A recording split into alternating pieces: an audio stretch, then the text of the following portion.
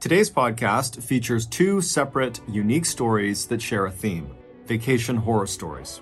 The audio from both of these stories has been pulled from our YouTube channel and has been remastered for today's episode. The links to the original YouTube videos are in the description. The first story you'll hear is called Girls Trip, and it's about a mother and her two young daughters who take a trip to Florida. The second story you'll hear is called Bear Camp Road, and it's about a family who accidentally ventures down an off-limits road. These stories are both extremely upsetting, not because they are full of gore or graphic violence, but from an emotional standpoint, these are the types of stories that just really get to you and leave a mark on you. So truly, listener discretion is advised. But before we get into today's stories, if you're a fan of the strange, dark, and mysterious delivered in story format, then you've come to the right podcast because that's all we do. And we upload twice a week, once on Monday and once on Thursday. So if that's of interest to you, please log on to the 5-star review button's various streaming accounts and slightly fast forward every show that is in their continue watching docket. Also, please subscribe to the Mr. Ballen podcast wherever you listen to podcasts so you don't miss any of our weekly uploads. Okay, let's get into our first story called Girls Trip.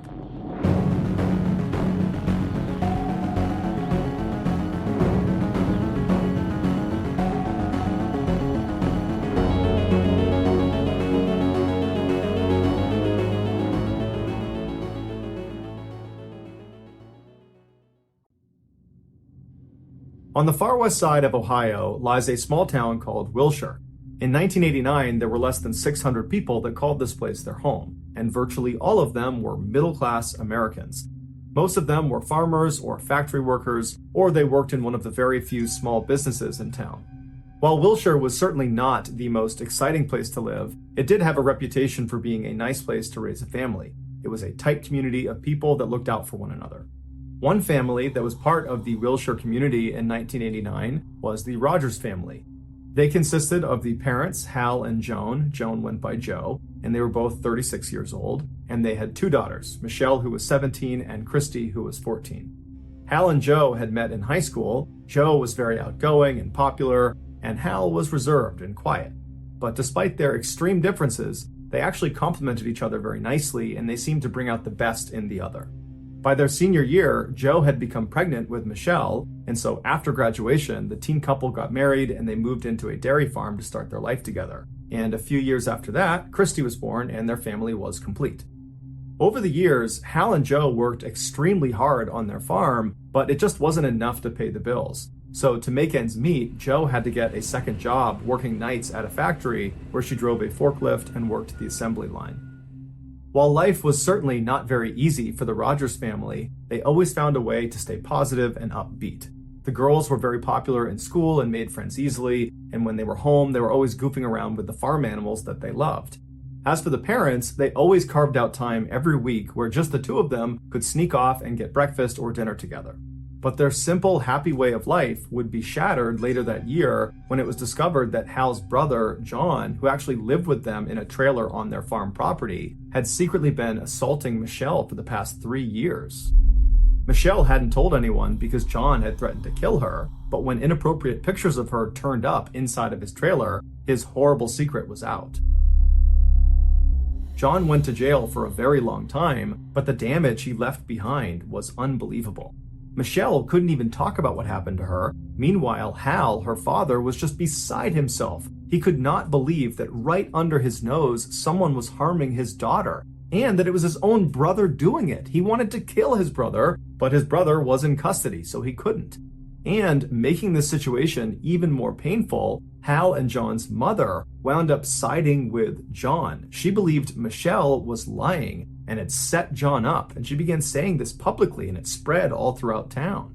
It was just an absolute tragedy through and through, and Hal and Jo had no idea how they were going to recover from it. That's when the idea of a vacation came up. Take the kids away from this farm, away from this drama, let them be kids again, let them be stress-free, even for a couple of days. It will do them an enormous amount of good.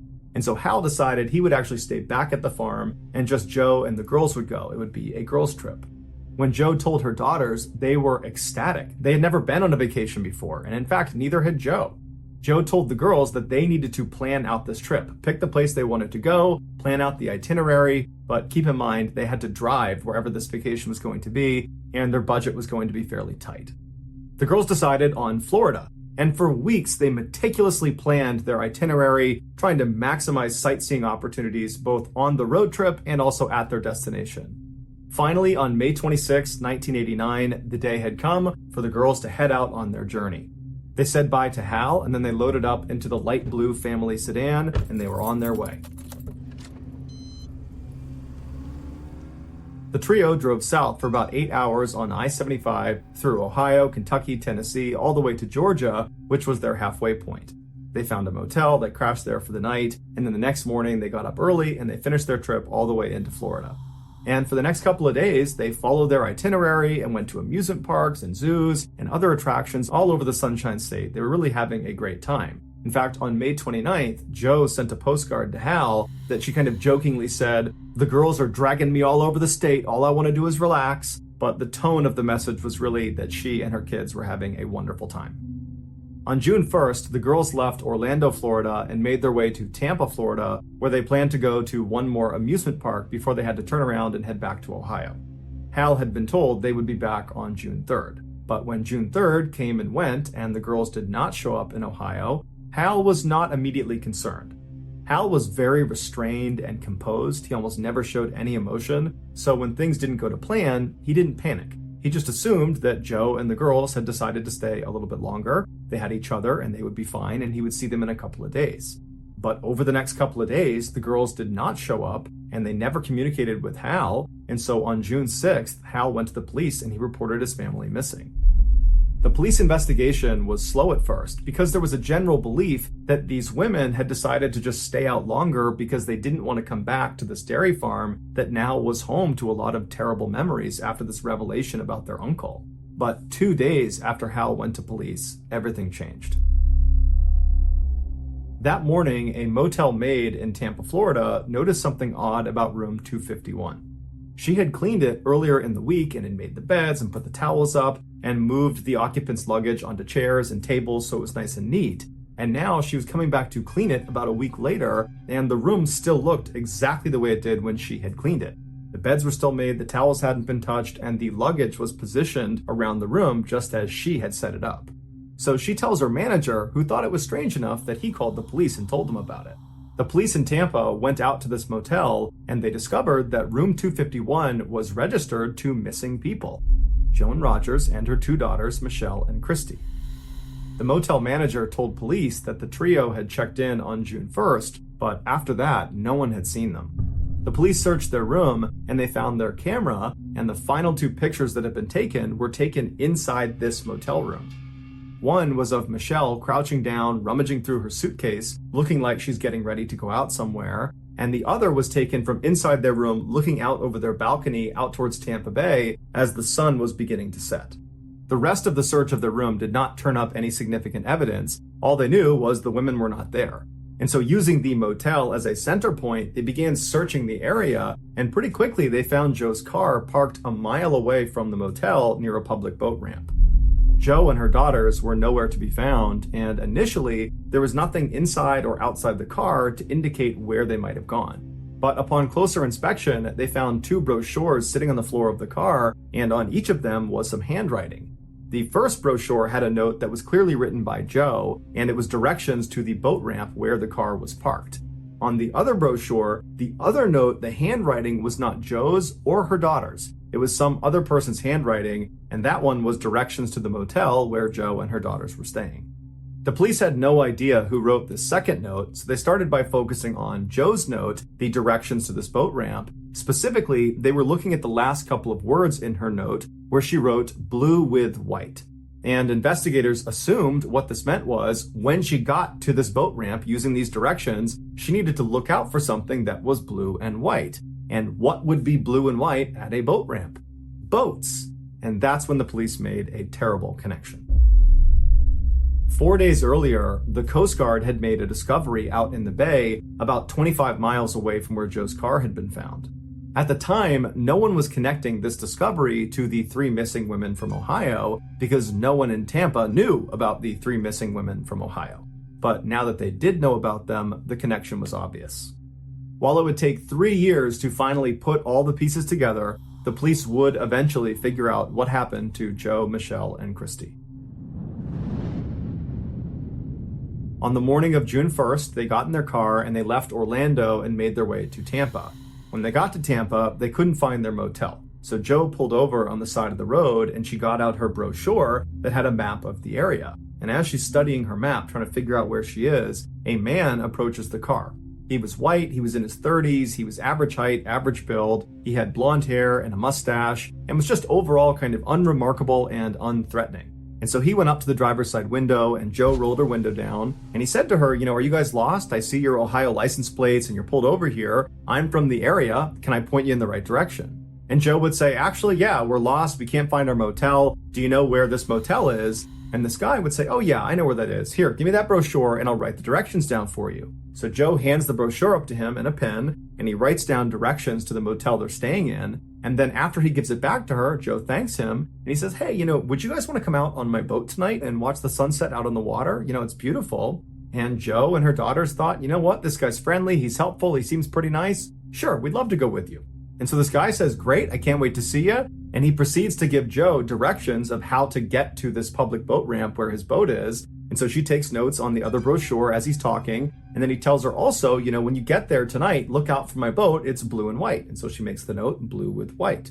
And after that, she thanked the man not only for giving them directions, but for his generosity to allow them to come out on his boat with him that night. And as he walked back towards his car, Joe and her girls followed his directions to their motel.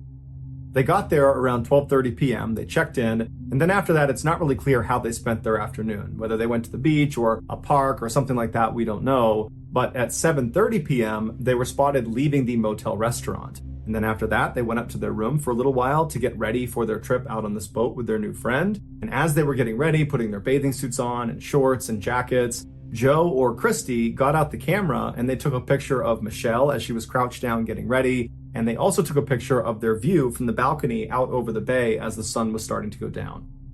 After they were all finally ready, they put everything away in their room, they headed down to their car, and Joe drove them the mile over to the boat ramp where they parked. They saw the blue and white boat and their friend was on it, waving to them. And then sometime between 8:30 and 9 p.m. that night, the women boarded the boat and the man took them out into the middle of the bay.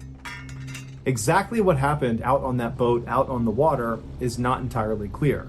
But what we do know for sure is that at some point, their new acquaintance turned on them. And he almost definitely assaulted all three of them. And then after he was done, he tied them all up. He tied their ankles together and he tied their arms together behind their back. And then he put a strip of duct tape over all of their mouths, but he kept their eyes open. He wanted them to see what he was going to do. And then he went into his boat and he pulled out 3 30-pound cinder blocks and he set them on the deck in front of the three women so they could see what he had. And then he got 3 long stretches of rope and he tied one end of each of these pieces of rope to each of the cinder blocks. And after each cinder block was securely fastened on the end of these long lines of rope, he would tie a noose on the other end of each of these lines. So there were 3 nooses and 3 cinder blocks. Then he grabbed one of the women, he stood them up, he put a noose over her neck, he tightened it down, he walked her over to the edge and he pushed her off along with her cinder block. And so as she is struggling to stay above the water, her loved ones are in full view of her. They're watching this happen. And then at some point, she sunk below the water and didn't come up again. At that point, the man grabbed another woman, stood her up, put a noose on her neck, tightened it, and then brought her to the edge, pushed her in the water along with her cinder block. And just like before, the last woman on board the ship had to watch as her loved one struggled and eventually sunk below the surface. And then at that point, the man grabbed the last woman, he stood her up, put a noose on her neck, tightened it, and then pushed her off the edge along with the cinder block. And at some point, she too sunk below the surface and did not come up again. And at this point, the man just turned around and drove back to shore like nothing had ever happened. On June 4th, so 3 days after the 3 women were killed, because of decomposition, their bodies had bloated and they floated to the surface. The Coast Guard was alerted to their position. They pulled them out of the water, but because of their extreme decomposition at this point, because of the warm water, they weren't able to ID them. During their autopsy, they found water in each of their lungs, which confirmed they were alive when they were thrown in the water. A few days later, when Joe's car and those notes inside of the car were located near the boat ramp, and the police began to speculate that she, along with her daughters, must have boarded a boat before they disappeared. That was when they made the connection that, unfortunately, these 3 missing women are probably the 3 unidentified bodies that had been found in the bay a few days earlier. So on the day they make this connection, the police call Hal back in Ohio, and they request the dental records of his wife and his daughters. And those records would confirm his worst nightmare. His entire family was gone. The man who killed his family was a guy named Oba Chandler, who was a suspected serial killer who liked to brag about his date with 3 women. In 1994, he was found guilty of murdering all 3 of the Rogers women, but he never took responsibility, nor did he show any remorse. For nearly 2 decades, Oba sat on death row, and not once did he get a visit from a friend or a family member. Nobody wanted to see this guy. And then finally, a little after 4 p.m. on November 17th, 2011, so roughly 22 years after Oba had murdered the Rogers women, he was led into the execution chamber inside of Florida State Prison. After he was strapped down to the gurney, a curtain was slid aside so the witnesses of the execution could see him. And then at 4:08 p.m., Hal Rogers watched calmly from the front row as the man who ruined his life, Oba Chandler, was put to death by lethal injection.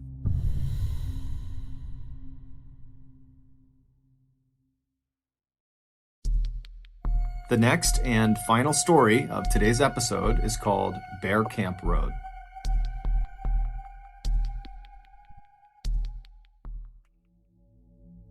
In 1996, 21-year-old Katie Fleming was studying French at the University of Oregon.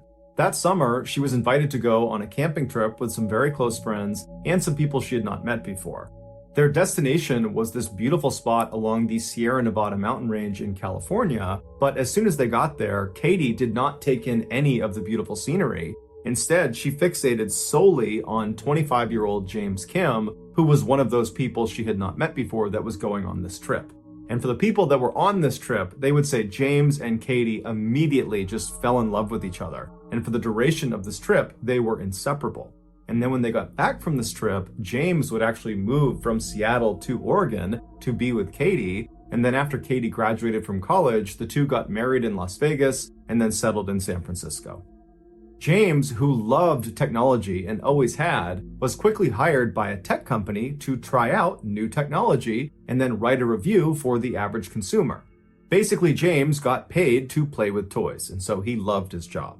The couple also opened 2 boutique stores in San Francisco. One was an apothecary and the other sold eccentric clothing, and those 2 shops were managed by Katie full-time.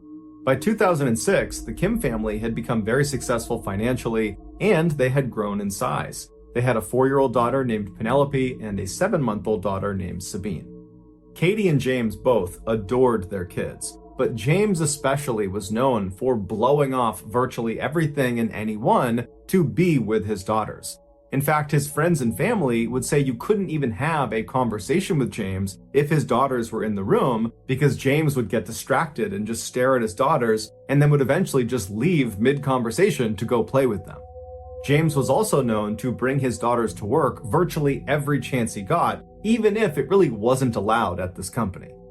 On Friday, November 17th, James, Katie, and their 2 daughters loaded up into their station wagon and then drove north to Seattle. They planned on spending Thanksgiving with James's aunt and uncle who lived in the city. And also, James and Katie were considering leaving San Francisco and moving elsewhere, and Seattle seemed like a natural landing spot for them. So this trip served nicely as a chance to see family and to explore the area. And so late on Friday night, after a very long trip, they finally arrive in Seattle. And for the next couple of days, they have a wonderful time visiting with family and having Thanksgiving dinner.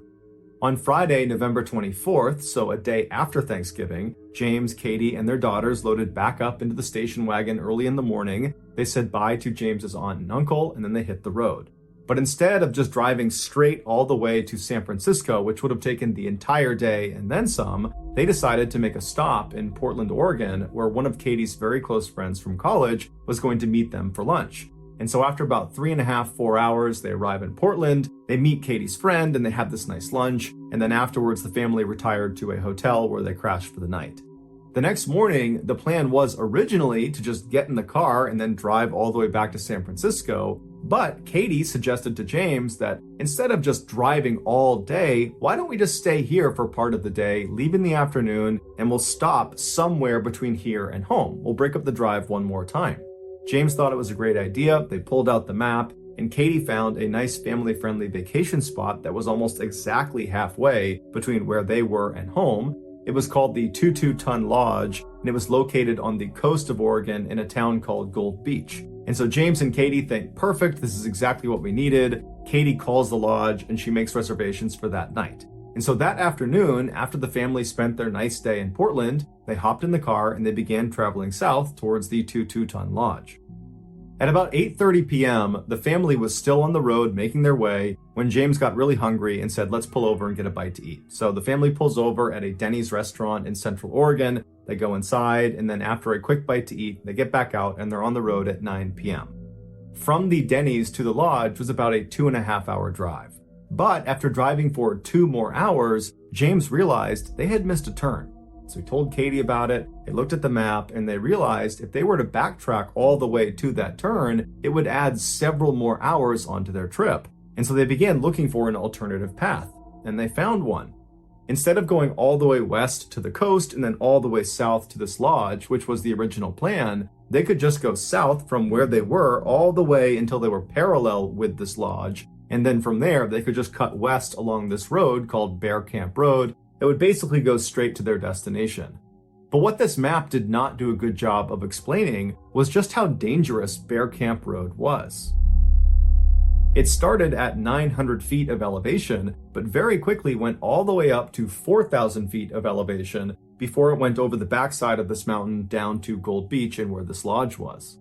While the road is paved, it's incredibly narrow and it's basically cut into a mountainside, and so there's very steep drop-offs throughout most of this ride, and there are no guardrails protecting people from falling off. The summer is really the only time people should be on Bear Camp Road because that's when the road is maintained.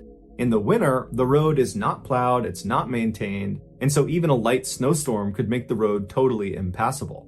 And the road cuts through a very remote section of Oregon where there's just not many people around. So if you get in trouble out there, you're probably on your own. But the Kims were not aware of the dangers this road possessed, and so after going south for a while, they did turn on to Bear Camp Road and began slowly driving up the mountain. So as James is driving, Katie falls asleep in the passenger seat, the girls fall asleep in back, and outside it begins to snow. An hour later, Katie wakes up from her sleep, and the first thing she notices is outside, it is snowing so hard that James now has the windshield wipers on full blast, and still you could barely see out the front windshield. She looked at her husband, and he was hunched over, white-knuckling the steering wheel, looking intently out the window, and she says to him, what's going on? Should we stop? Should we turn around? And James, without even looking at her, says, yeah, honey, I do want to turn around, but the road is so narrow, we can't. And then he would tell his wife that earlier they had actually driven through a fork in the road where there was enough space to turn around. And so now he was just hopeful that there'd be another fork somewhere that would allow them to turn around. And so Katie was not excited about the idea, but she trusted James and said, okay, let's keep going. And so James just continues driving up this mountain pass. And you got to understand, they are driving on basically a cliff.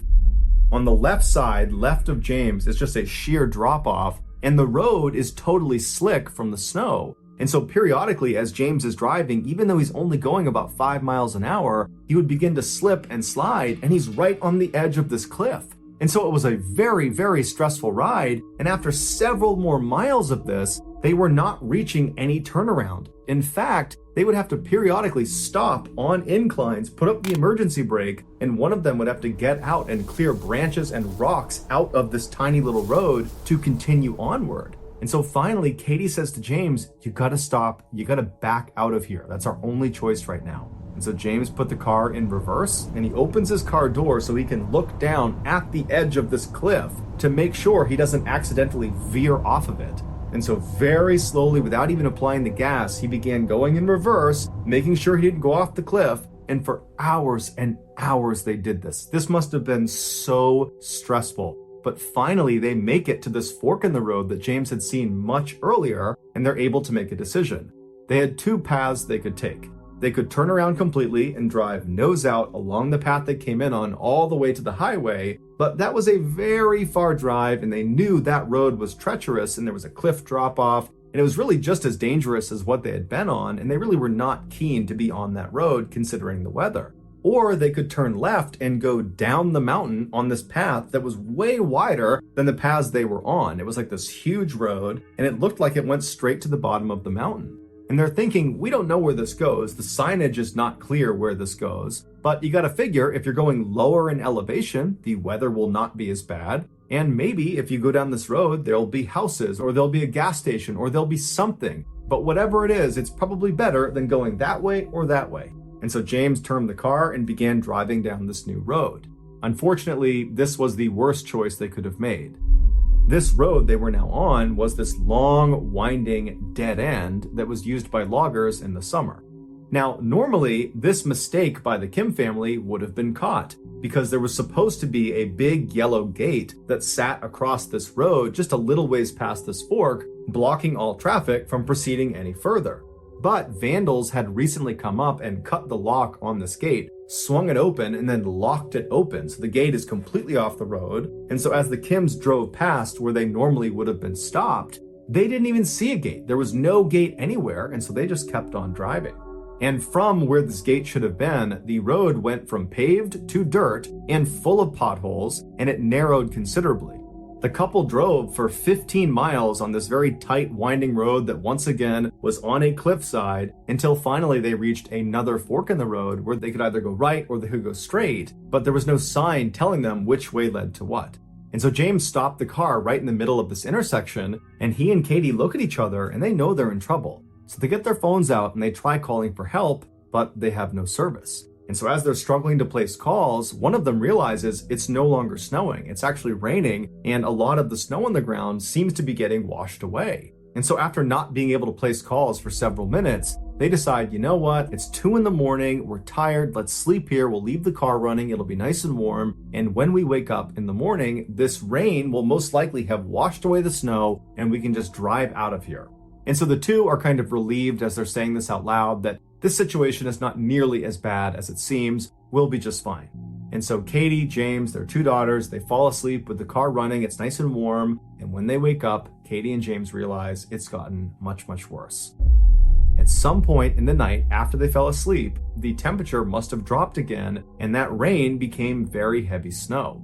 And so all the water on the ground froze, and then almost a foot of snow fell on top of it. They were stuck. But Katie and James, they didn't panic because they remembered when they first turned onto Bear Camp Road, they had seen a plow truck parked off of the side of the road. And so to them, that meant if it snowed along Bear Camp Road, it would get plowed. And so that day, the Kims just stayed inside of their car and they ate snacks and they read books and they kept the heater on and they waited to be rescued. But over the course of that entire day, nobody came down that road. No plows, no anybody. And Katie and James continuously tried their cell phones to try to punch out and get some help, but they never had any service. Also, Katie and James continuously honked the horn in case someone was in the area that might hear them, but no one ever came to their rescue. And so by the end of that Sunday night, Katie and James were really starting to get worried because they have a 4-year-old and a 7-month-old. They cannot be out here for very much longer.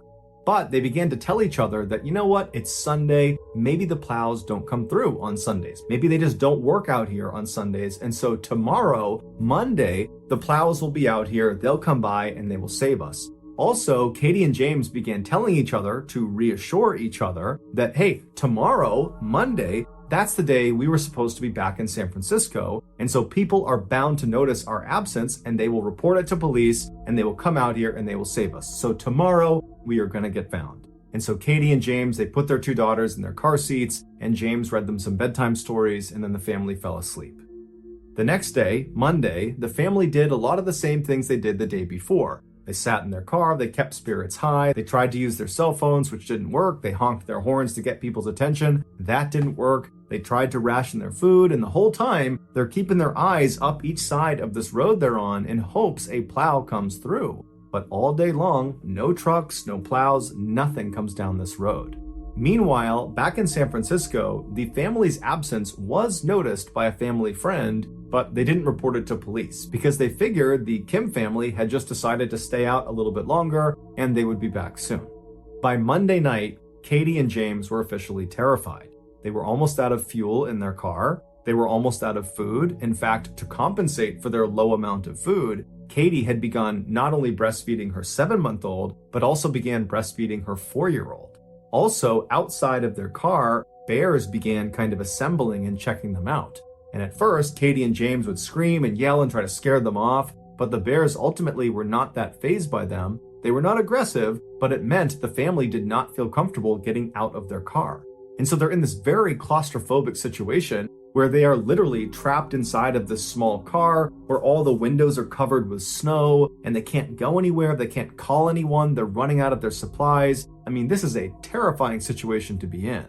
Katie and James had been really strong to this point, but around this time, they began to act scared, and their kids picked up on it, and they started acting scared and fearful. And so the parents were trying their best to calm them down and tell them everything's going to be fine and they're going to get out of here soon. But in reality, Katie and James knew that if they didn't get found soon, they were probably going to die. The next day when they woke up, which was Tuesday, again, no cars or trucks came down either road. There was no plows. The snow just continued to pile up. And the food was running unbelievably low to the point where James actually left the car and went out looking for bear droppings because there's bears all over the place now. And he would pull the berries out of their droppings. And he and Katie began eating those. But after a while, they decided that was not a good idea because they might poison themselves.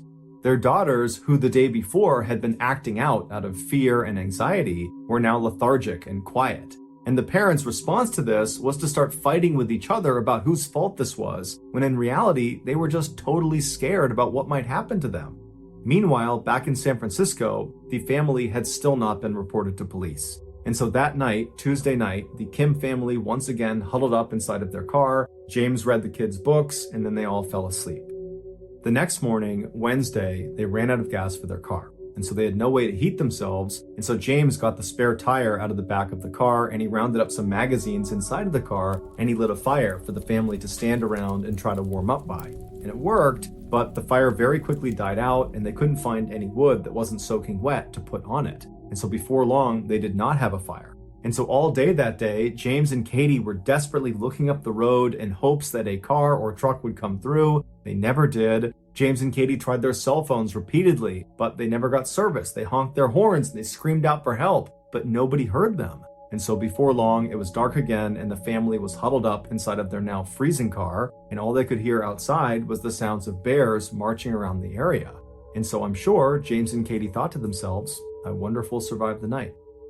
Meanwhile, back in San Francisco, that family friend who had noticed the Kims were gone on Monday, she did go to the police on Wednesday afternoon and reported them missing. And so a search party was being organized that night, but of course the Kim family would have no way of knowing that.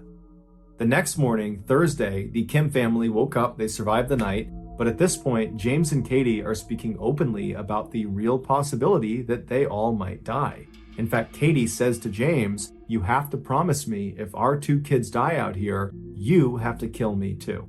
And James said he would. At this point, Katie and James do not believe a truck or car or anything is going to drive down this road and save them. They believe their only hope of being rescued is by sending a smoke signal up into the air that a pilot might see. So they pull off all 4 tires of their car, and then they pull everything out of the car that might burn, and they stack that on the tires, and that included Penelope's prized stuffed lamb. And then once they had their big pile, they lit it on fire, and fairly quickly, a large black billowing cloud of smoke was going straight up to the sky. And for a minute, the Kim family was very optimistic that they were about to be found, that certainly someone was going to see the smoke and come find them. But unfortunately, the fire burned out very quickly, they couldn't light it again, and nobody flew overhead. And so before long, the family is once again huddled inside of their freezing cold car that night. There's bears walking around outside, they're basically out of food, their kids aren't even crying anymore, they're just silent and cold and miserable. And as they're all shivering and trying to stay warm, James realizes he needs to do something drastic or his family's going to die. And so the next morning, Friday, when they get up, James tells Katie that he had been studying the map and there is a town about 4 miles east called Galice that he believes he can get to in about 2 hours. Katie immediately said, "No, you cannot leave us. We need you here. There's probably a search party out there looking for us right now. We need to stay together so we can all be found." But James's instincts were telling him that no one was coming for them, or no one was going to actually find them in time, and so their only hope was if he ventured off and found help. And so Katie finally reluctantly agrees to let him go because he seemed really confident. And so at 7:45 a.m. that morning, James gave his 2 daughters a big hug and a kiss, told them he loved them and he would see them soon, and then he hugged his wife and said he loved her, and then he turned around and walked up the road out of sight. At the same time, unbeknownst to the Kim family, hundreds of searchers and helicopters are all over Bear Camp Road looking for them. 2 days later, on Sunday, December 3rd, so a week after the family had originally gotten stuck, a helicopter pilot that was part of the search effort was flying around Bear Camp Road when he noticed footprints in the snow below. And he started following these footprints, and eventually the footprints kind of disappeared under some trees, and then he couldn't pick them up again. And so without that much fuel left, he decided he would just backtrack and follow the footprints back to their origin. And so he retraced these footprints for quite a while until he came to a clearing, and in the middle of the clearing was a car, and next to the car was Katie waving an umbrella back and forth.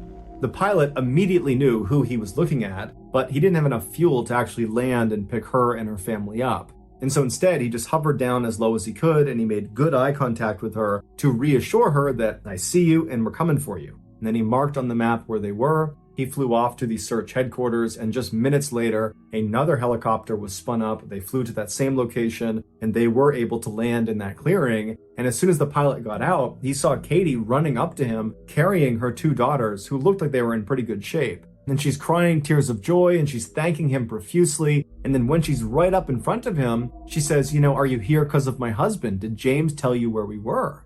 And the pilot looked visibly confused. Katie picked up on it, and she explained how just 2 days earlier, James had left to go to the town of Galice to get help, and he still hadn't come back yet. And so at this point, the pilot understood what was happening, and so he looked down and he said, "No, ma'am, we still have not found James." Katie was devastated, and she cried as she and her daughters were loaded into the helicopter and airlifted out of the forest and brought to a hospital. There they would make full recoveries. Meanwhile, the search effort, which had been all over Bear Camp Road, was suddenly focused exclusively on the area around where their car was. And professional trackers were brought in to look for James's tracks, and they found them fairly quickly and began following them. James, after departing his family to go look for help, which must have been the most difficult decision he had ever made in his entire life. He loved his family more than anything, and he had to abandon them in the middle of the wilderness with no food, with no power, and he has no idea if he'll ever see them again. And so after leaving them behind, he walked 3 miles up the road they came in on, and then instead of just continuing on that road in the direction of Galice, he deviated and walked off the road. He actually went straight down one of the cliffs until he hit a river. And it's believed that maybe he saw the river from up on the road and thought that would be a faster way to get to Galice. But either way, he got down to the river, and as he walked, he would leave behind him little bits of torn clothing and torn paper to create a trail of where he was going, presumably so if he needed to, he could backtrack to his family. And so he gets down to this river, and for several miles he walks downstream. And then after being gone for at least 2 hours and not reaching the town of Galice, he must have realized he had either gone the wrong way, and that's why he had not hit the town, or he had miscalculated the distance, and that's why he had not hit the town. But either way, he did not turn around and go back to his family. Instead, he pressed on, believing he was their only hope. And so on he went, crossing over rivers, getting totally soaked in frigid water. He went up and down mountains all over these totally rugged areas in nothing but street clothes. He had sneakers, pants, and a jacket on. He had no food, he had no water, and he just kept on going until it was nightfall, and he had covered about 10 miles at this point, and he laid down and he went to sleep. And that night must have been absolutely horrible as he thought about his family that was alone in the woods somewhere. He probably wondered if they were still alive. And the temperature was in the 30s, and again, he's just in street clothes. But he survives the night, and so the next morning, that Saturday, he gets up and he's right back at it, despite the fact that he was physically wrecked at this point. But for him, he didn't care. He was doing it for his family. And so all day he hiked in and out of freezing cold streams, up and down mountains, until finally he found himself at the bottom of this deep ravine next to a river where he just fell to his knees, fell forward, and died. He had literally just kept on going, looking for help for his family until he eventually succumbed to hypothermia. James's body was located 2 days after his wife and his daughters were successfully rescued. It would turn out the town of Galice was not 4 miles away from the family's car. It was about 15 miles away, but that's from point A to point B on a map, like a straight line. But when you actually are hiking in the wilderness, you don't go in straight lines because there's mountains and there's rivers and there's things that get in the way. And so in order to get to Galice from where their car was, James would have had to travel 30 or 40 miles, zigging and zagging up over 4 different mountains. And so this was a suicide mission from the start. James ultimately covered 16 miles through some of the most treacherous terrain in the country, wearing nothing but his street clothes. The professional trackers that followed this 16-mile trail to his body, they called his journey superhuman. The helicopter pilot would later say he never would have found Katie and the girls had he not spotted those footprints first and then traced them all the way back to that clearing. And it would turn out those footprints were made by James after he left his family and walked off to get help. And so even though it cost him his life, James did ultimately save his family. Thank you for listening to the Mr. Ballen podcast. If you got something out of this episode and you haven't done this already, please log on to the 5-star review button's various streaming accounts and slightly fast forward every show that is on their continue watching docket. Also, please subscribe to the Mr. Ballen podcast on Spotify, Apple Podcasts, Amazon, Google, and anywhere else you get your podcasts. This podcast airs every Monday and Thursday morning, but in the meantime, you can always watch one of the hundreds of stories we have posted on our YouTube channel, which is just called Mr. Ballen. We now have a registered 501c3 charitable organization called the Mr. Ballen Foundation that makes it as easy as possible for you to join me, my family, and my team in supporting those whose lives have been most impacted by violent and heinous crime. Monthly donors to the Mr. Ballen Foundation Honor Them Society will receive free gifts and exclusive invites to special live events. But the real reward is helping to create a new ending to the story for victims of violent crime. Go to mrballen.foundation and click Get Involved to join the Honor Them Society today. If you want to get in touch with me, please follow me on any major social media platform and then send me a direct message. My username is just @MrBallen, and I really do read the majority of my DMs. Lastly, we have some really cool merchandise, so head on over to shopmrballen.com to have a look. So that's going to do it. I really appreciate your support. Until next time, see ya.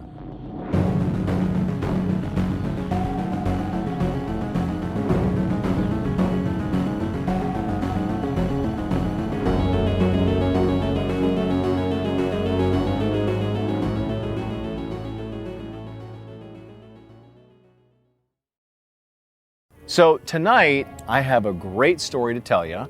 It sort of reminds me of when I was a kid. I used to go camping with my family once a year out in western Massachusetts, and we'd sit around a campfire just like this, and my parents would tell me and my sisters ghost stories. And it was sort of unclear how true the stories really were, but they were always terrifying.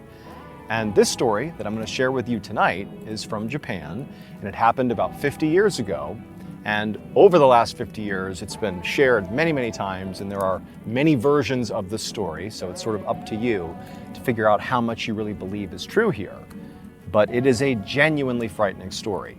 Also, according to some versions of the story, once you hear it, you only have 3 days left to live, unless you follow really specific instructions, which I'll give you at the end. But before we get into tonight's campfire story, if you're a fan of the strange, dark, and mysterious delivered in story format, then you've come to the right place, because that's all we do, and we upload 2, 3, even 4 times every week. So if that's of interest to you, please sneak into the Follow Button's house and go to their movie cabinet where they keep all their VHS tapes and take all the covers off all the tapes and mix them all up. Also, please subscribe to our channel and turn on all notifications so you don't miss any of our weekly uploads.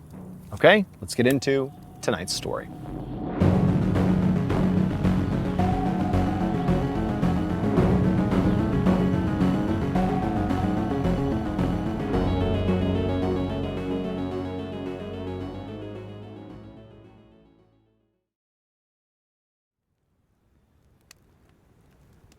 Late on a winter night in the 1970s, a middle-aged train driver named Takashi Ito, along with his assistant, were sitting in the front seat of a small cargo train that was hurtling along the tracks in Hokkaido, Japan. So this was just a two-car train. There was a cargo train in back, and then there was the front train that, Takashi and his assistant were in. There were no passengers behind them, so it's just these two. And the area that they were driving through was this very desolate area. And basically outside, if they looked out their windshield, all they would have seen was just basically snow and ice and just pitch black darkness and the train's headlights pointing straight ahead. That would have been all they could see, was whatever, was in the headlights. And as they were driving along, they had shut all the windows to the car that they were in, but it was so cold outside and the wind was whipping and they're driving right into the wind that some of the cold air was coming in one of the windows. And, it's freezing cold out there. It was starting to get really cold inside the cabin. And so, both men are starting to shiver. And so at some point, Takashi turns to his assistant and he just tells him to, hey, go ahead and open up the heating vent on the floor. So there was just this little vent that you could open up that would basically expose the engine to the main cabin, and so some heat would come up from the engine. But it would get really hot really quickly, and so you couldn't do it for very long, but it was getting pretty cold. So the situation called for it. And so Takashi sort of had one eye half focused out the windshield, sort of roughly following along with the direction they were going. And then the rest of his attention was just on his assistant, who was doing this mundane task of crouching down and sliding open this vent here. And at some point, the assistant managed to open up the heating box. And right as he did, something caught Takashi's eye outside of the train. Now, remember, it's the middle of the night, it's the dead of winter, there's really nothing out there. And even though, of course, it's Takashi's job to pay attention to what's out in front of them, there's no expectation he's going to see anything on the tracks at all until he gets to the next stop, which was quite a ways away. And so the fact that anything caught his attention was alarming, and he turns and he looks out the windshield and he can't believe what he sees right in the middle of the tracks. Just several dozen yards ahead of the speeding train is a woman. She's just standing in the middle of the tracks looking up at the train and doesn't even appear to be trying to move, but she clearly sees the train barreling down on her. She looks terrified, and Takashi and the assistant, they look at each other, they start trying to get the train to stop, but there's no way. The train's going way too fast, it's way too heavy, and so it's like they throw the brakes on, they're trying to stop, but there's nothing they can do, and this woman, she's just not moving. And then eventually the train smashes into her, and like Takashi and the assistant are like, oh my God, I can't believe it. And the train, it eventually comes to a grinding stop, several hundred yards away. And then finally, when it's actually stopped, it's like Takashi and the assistant, they know what's happened. They've just killed someone. I mean, it's clearly an accident, but like the shock of this was unbelievable. And so finally, Takashi, he looks at the assistant and he's like, we have to go out and see if she's okay. I mean, they both knew there was no chance. Like, there's no chance she's alive after being hit by the train. But out they go, and sort of apprehensively, they began walking in the snow towards the back of the train. Now, neither of them had a lighting source. They didn't have a flashlight or anything like that. And they're going towards the back of the train. So they don't have the advantage of the headlights shining where they need to go. All they have are the taillights of the train, which are now flashing red. And so as they're walking through the snow and the wind is whipping and it's pitch black out there, and of course these two men, they're in shock about what they've just seen. They can't believe, like, what was she doing out here? Like, what happened? They're walking and all they're seeing out in front of them is darkness and the occasional, flash of red light that sort of roughly illuminated the snow out beyond the train, and then back to darkness. And they know somewhere out there behind the train is this woman who almost certainly is dead. So it means that there's like a dead body out there. And so Takashi and the assistant, they start making their way back towards the back of the cargo train, and then they begin walking beyond where the train was, basically along the tracks they had just covered. And sure enough, up ahead, periodically illuminated by these red lights, was this, mound on the tracks. It looked very much like a body. And sure enough, as Takashi got closer, he realized it was the woman. And almost immediately, he could tell, one, she was definitely dead. And in some ways, he kind of hoped maybe, there was some miracle that she had survived somehow, maybe, but definitely confirmed that she's dead. And the second thing was he could sort of see what happened here. Her foot appeared to be wedged in the tracks. She must have been stuck in the tracks. And even though it looked like she wasn't trying to move, it might have been because she literally couldn't. And so she was trapped, and we hit her and we killed her. But that wasn't all. I mean, this scene was horrible. I mean, her body was destroyed. But more than that, part of her body was missing. All they saw on the tracks were actually just her legs. It was just her lower half, and she had these lace-up dance shoes that would have been very difficult to take off. You know, the dance shoes sort of gave away that this was the woman. You know, they look like feminine legs, feminine feet. But again, her upper half is just gone. And so Takashi and the assistant, they sort of look around in the general vicinity to see if, you know, her upper half is nearby. And again, all they have is this periodic red flashing light across the snow, and it's dark, it's cold, the wind is whipping. And sure enough, just a little ways off the tracks, they see another sort of heap on the ground, and there's nothing else out here. So this has got to be the woman's upper body. And so they cross over the tracks, they leave behind the lower half, and they see there's like a trail of blood across the snow. And when they get to this second mound, it is this woman's upper body. But I mean, the scene, it would have been horrible for anyone to find this, but it was especially so because as they walked up to this woman's clearly, you know, dead upper half, she was looking right at them. I mean, her arms were outstretched and her eyes were open, and her torso, it's positioned in such a way that she was almost like staring at them. And they walk up to her, and her face, Takashi would say that it was almost like she was looking at him with an accusatory look, like she was mad at him for not having stopped the train. Couldn't you see I was trapped on the train? Like, that's what Takashi's thinking. Like, this dead woman is mad at me. She looks like she's furious with me. And so, you know, it was very hard, but they continued walking towards her to, you know, just really confirm that she's definitely dead. This is not like a second person here, but no, it was clearly just the upper half of this woman, and she was definitely dead. And despite the very unsettling nature of the way her body was positioned, ultimately, Takashi and the assistant, you know, just turned around and began walking back towards the train. Now, this is 1970s Japan. They don't have cell phones. In fact, they didn't even have radios. Like, they didn't have a good way to get in touch with anyone. They clearly knew they needed to tell authorities what happened here, but realistically, the only way to do that was to go to the train, and then one of them would have to basically walk to the nearest civilization and get help that way, while the other person stayed with the train and also with the woman.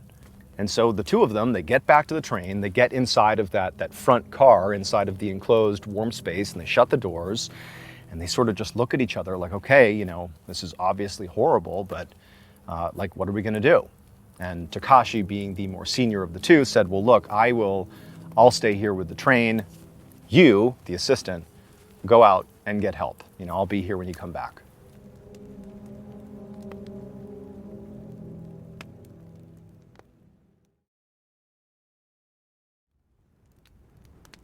And so the assistant, as much as it was sort of daunting to have to walk off into the darkness and the freezing cold, it almost was like a relief to get away from this scene. I mean, this was truly horrific.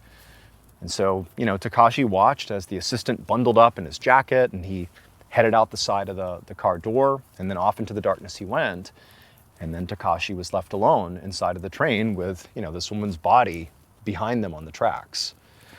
And so shortly after the assistant had gone, Takashi, you know, he's just sitting inside of this unmoving train car. And remember, they had that heating vent open, and even though the train was not moving, there was still quite a bit of heat that was coming up into the cabin. And so it was actually getting quite toasty inside of this train car.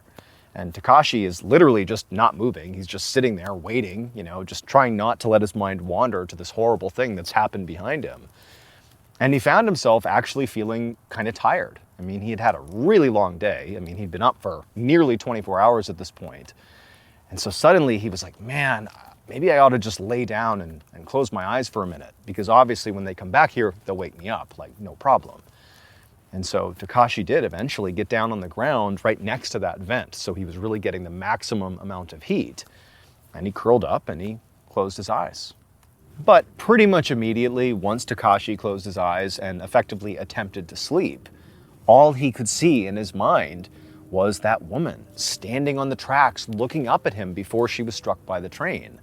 And then he would try to, force himself not to think about that, telling himself it really was an accident. He could not have stopped the train. And also, they rounded a corner before they saw her. It wasn't like they could have seen her if they hadn't been fiddling around with the heating vent beforehand. They wouldn't have seen her. They had to turn that corner, and then they saw her. Like, there was no way to avoid this. This was an accident. But it's like he couldn't get that image of the woman out of his mind. And then if he managed not to think about her on the tracks, his mind would then jump to seeing her upper half positioned on the snow with her eyes still open, looking at him with this, in his mind, this sort of accusatory look on her face. And so he can't sleep, but like he's so exhausted from the day and he's just so worn out, it's so traumatic that eventually after, 10 minutes or so, he did begin to feel himself sort of allowing himself to drift off to sleep. Like he did have these horrible thoughts, but he felt himself getting closer to finally being able to get a little bit of sleep. And right at that point, right as he's teetering on actually sleeping, he hears something outside. Now, remember, it's late at night, the wind is whipping, it's the middle of winter, and so there had been this ongoing ambiance of the howling wind and like nighttime winter sounds outside. There are animals out there. I mean, there's lots of noises going on here. But whatever the sound was, he just couldn't quite place it. It almost sounded like metallic, like something was scraping against something else, like maybe two pieces of metal were grinding together, like shk, shk. But he couldn't quite tell what it was, how far away it was, but it really stood out right away amongst all the other noises he was hearing. And so he's laying there on the ground and he's listening to the sound. He can't quite place how close or far away it is. For all he knows, it could be way off in the distance or it could be right in the cargo train behind him. And so as he hears this sound, which is sort of periodic, he tells himself like, oh, maybe it's my assistant. Maybe he's back with help. Maybe he found someone really quickly, because it's only been like 10 minutes since he left. But then he's thinking like, there's no way. Like, I know we're sort of in the middle of nowhere. We're in this really desolate part of Japan. Like, there's no way he would have just magically found help that quickly. So it can't be my assistant. Unless maybe he's turned around for some reason, but, why would he do that? And so he's sort of picturing like, what were the reasons that it could be the assistant? And as he's doing that, the sound is getting louder, and it's definitely getting closer. And the sound is, again, it's like a shk, shk, shk. It's like a grinding sort of like movement almost, like something's coming towards him. And he can tell now that the sound, whatever it is definitely near like the cargo train. Like it's right behind where he is. And the way he's laying, his head is towards the front of the train, so his feet are close to the door that led out into the open and then would eventually lead you to the cargo train behind. And so he's starting to get sort of apprehensive, like, what is that? Is it like an animal? Like, could it be the wind? Is it like somehow whipping against the train in some way that it's making this strange sound? And all the while, this grinding sort of like rhythmic sound is getting louder and louder and sort of faster and faster. And then finally, as the sound is so loud that it's practically echoing inside of this room he's in, he hears the door to where he is slide open. And he turns and he looks to see what is coming into the train. And when he sees what it is, he starts to scream.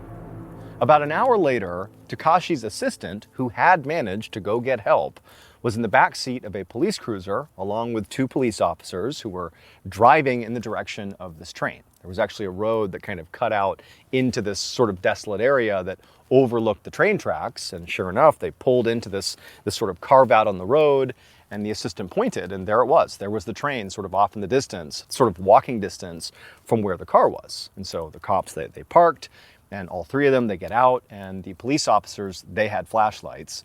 And so it was much easier to navigate the sort of barren terrain here. And they walked away from the car down to the train. Now, remember, obviously there has been a tragedy here. This woman was struck by the train. And of course, the police know this by this point, and the assistant knows that's what they're walking up to, the scene of this woman being killed. But there really wasn't anything, sort of darker than that. Like, this was a terrible accident.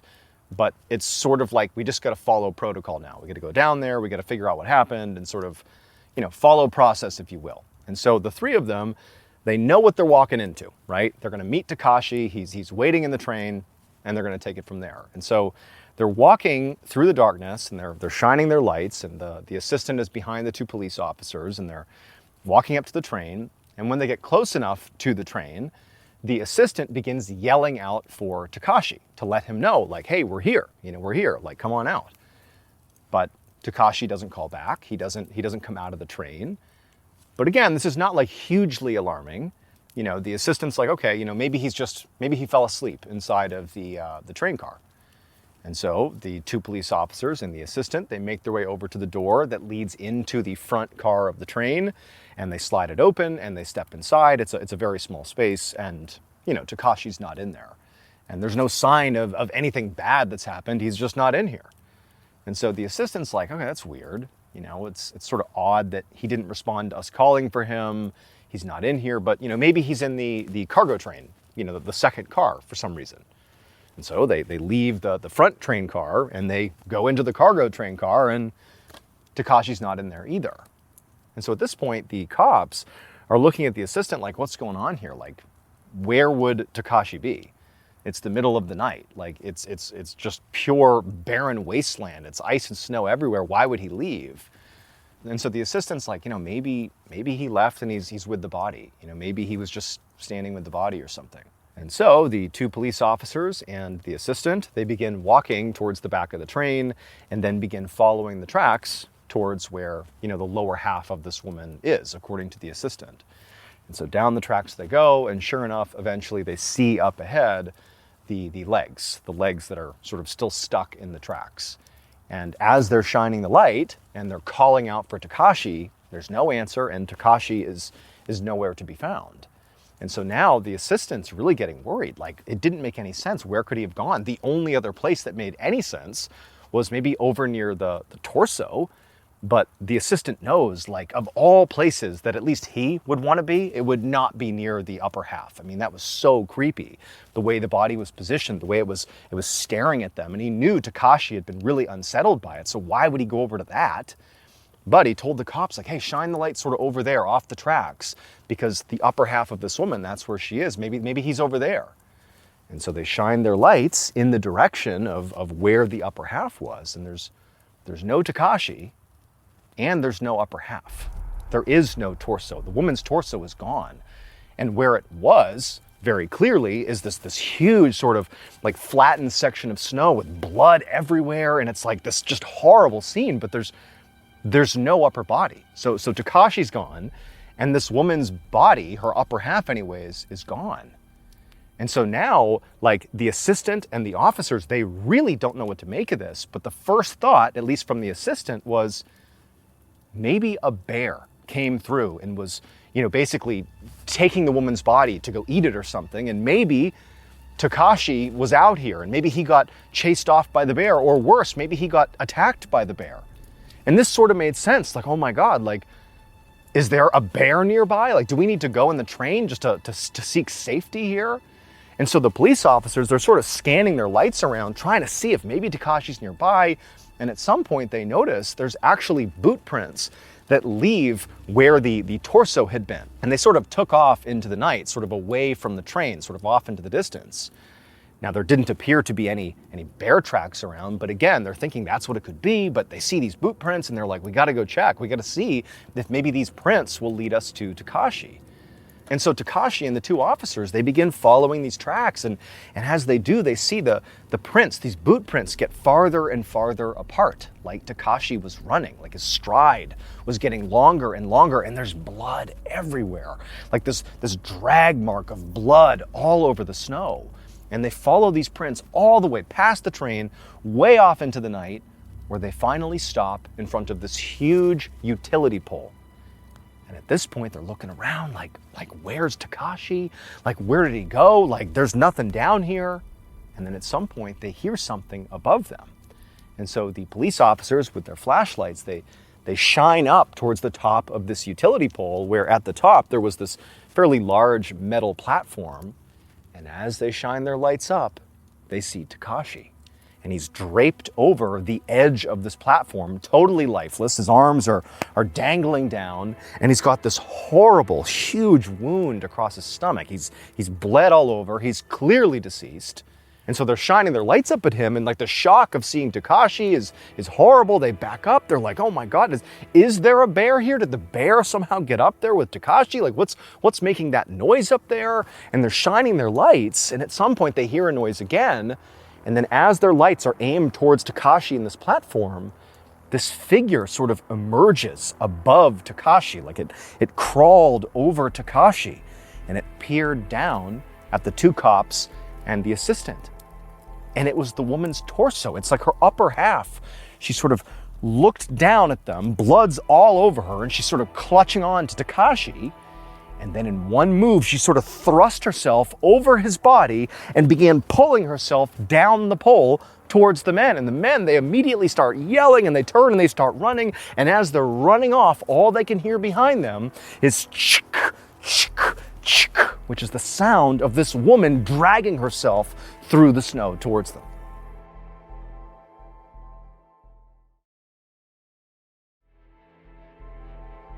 Now, unfortunately, the assistant did not make it. The woman caught up to him. But the two police officers, they were able to run back to their car. They got in and they sped off towards the station, and they told people what was going on at this train. I mean, they couldn't even describe it really without it sounding totally made up. And so eventually, reinforcements head back to the train. And when they get there, they find the assistant. He clearly had been caught by this woman on his way to the car, and he was destroyed. His stomach was ripped wide open. He was dead. But, the authorities, they searched everywhere, and they couldn't find this woman. Her upper half was just gone. Her legs were still stuck in the tracks, but the murderous upper half of her was gone, and they never found her. Today, it's said that the animated top half of this woman's corpse still haunts the railroad tracks in Hokkaido. She's known as Tiki Tiki because that is the name that was given to sort of encapsulate the sound that she would make as she pulled herself through the snow. The sort of chik, chik sound became Tiki Tiki. Now, according to some versions of this story, after you've heard the legend of Tiki Tiki, like you have now, you only have 3 days before she shows up to get you. But it is possible to survive it. Before she slices you in half across your midsection, she'll pause to ask you one question. And if you answer this question correctly, she'll let you live.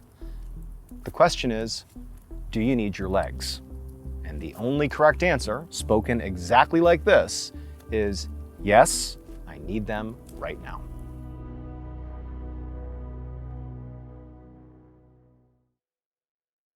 A quick note about our stories. They are all based on true events, but we sometimes use pseudonyms to protect the people involved, and some details are fictionalized for dramatic purposes.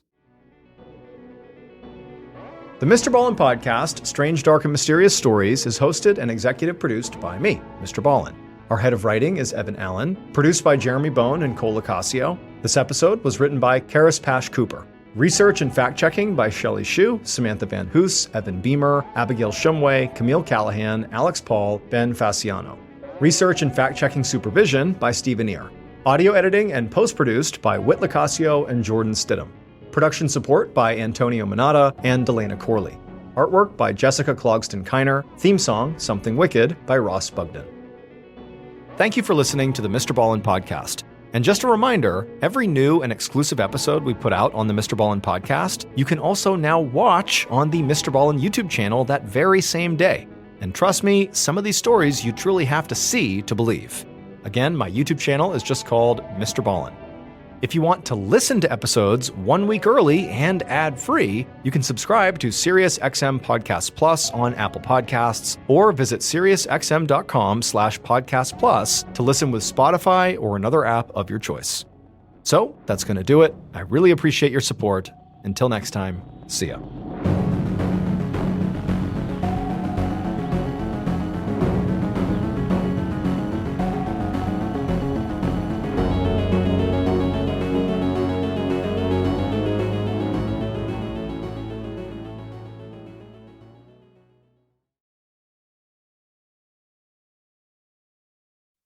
Today's podcast will feature 3 underwater diving horror stories.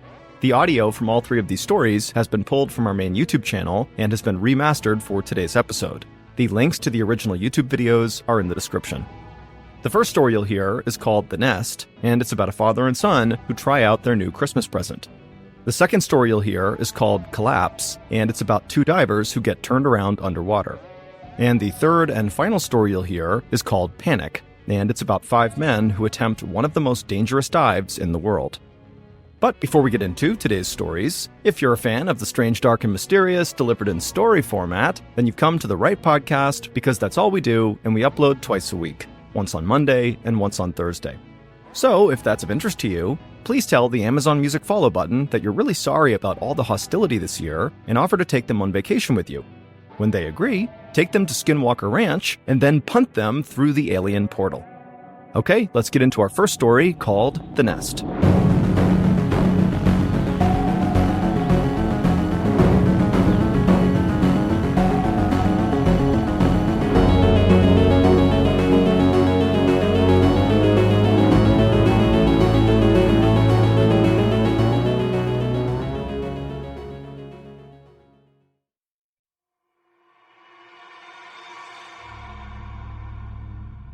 In 2014, 35-year-old Darren Spivey was a passionate scuba diver, and he wanted to share that passion with his 15-year-old son, Dylan. So on Christmas Eve that year, he gave his son an early gift, scuba tanks.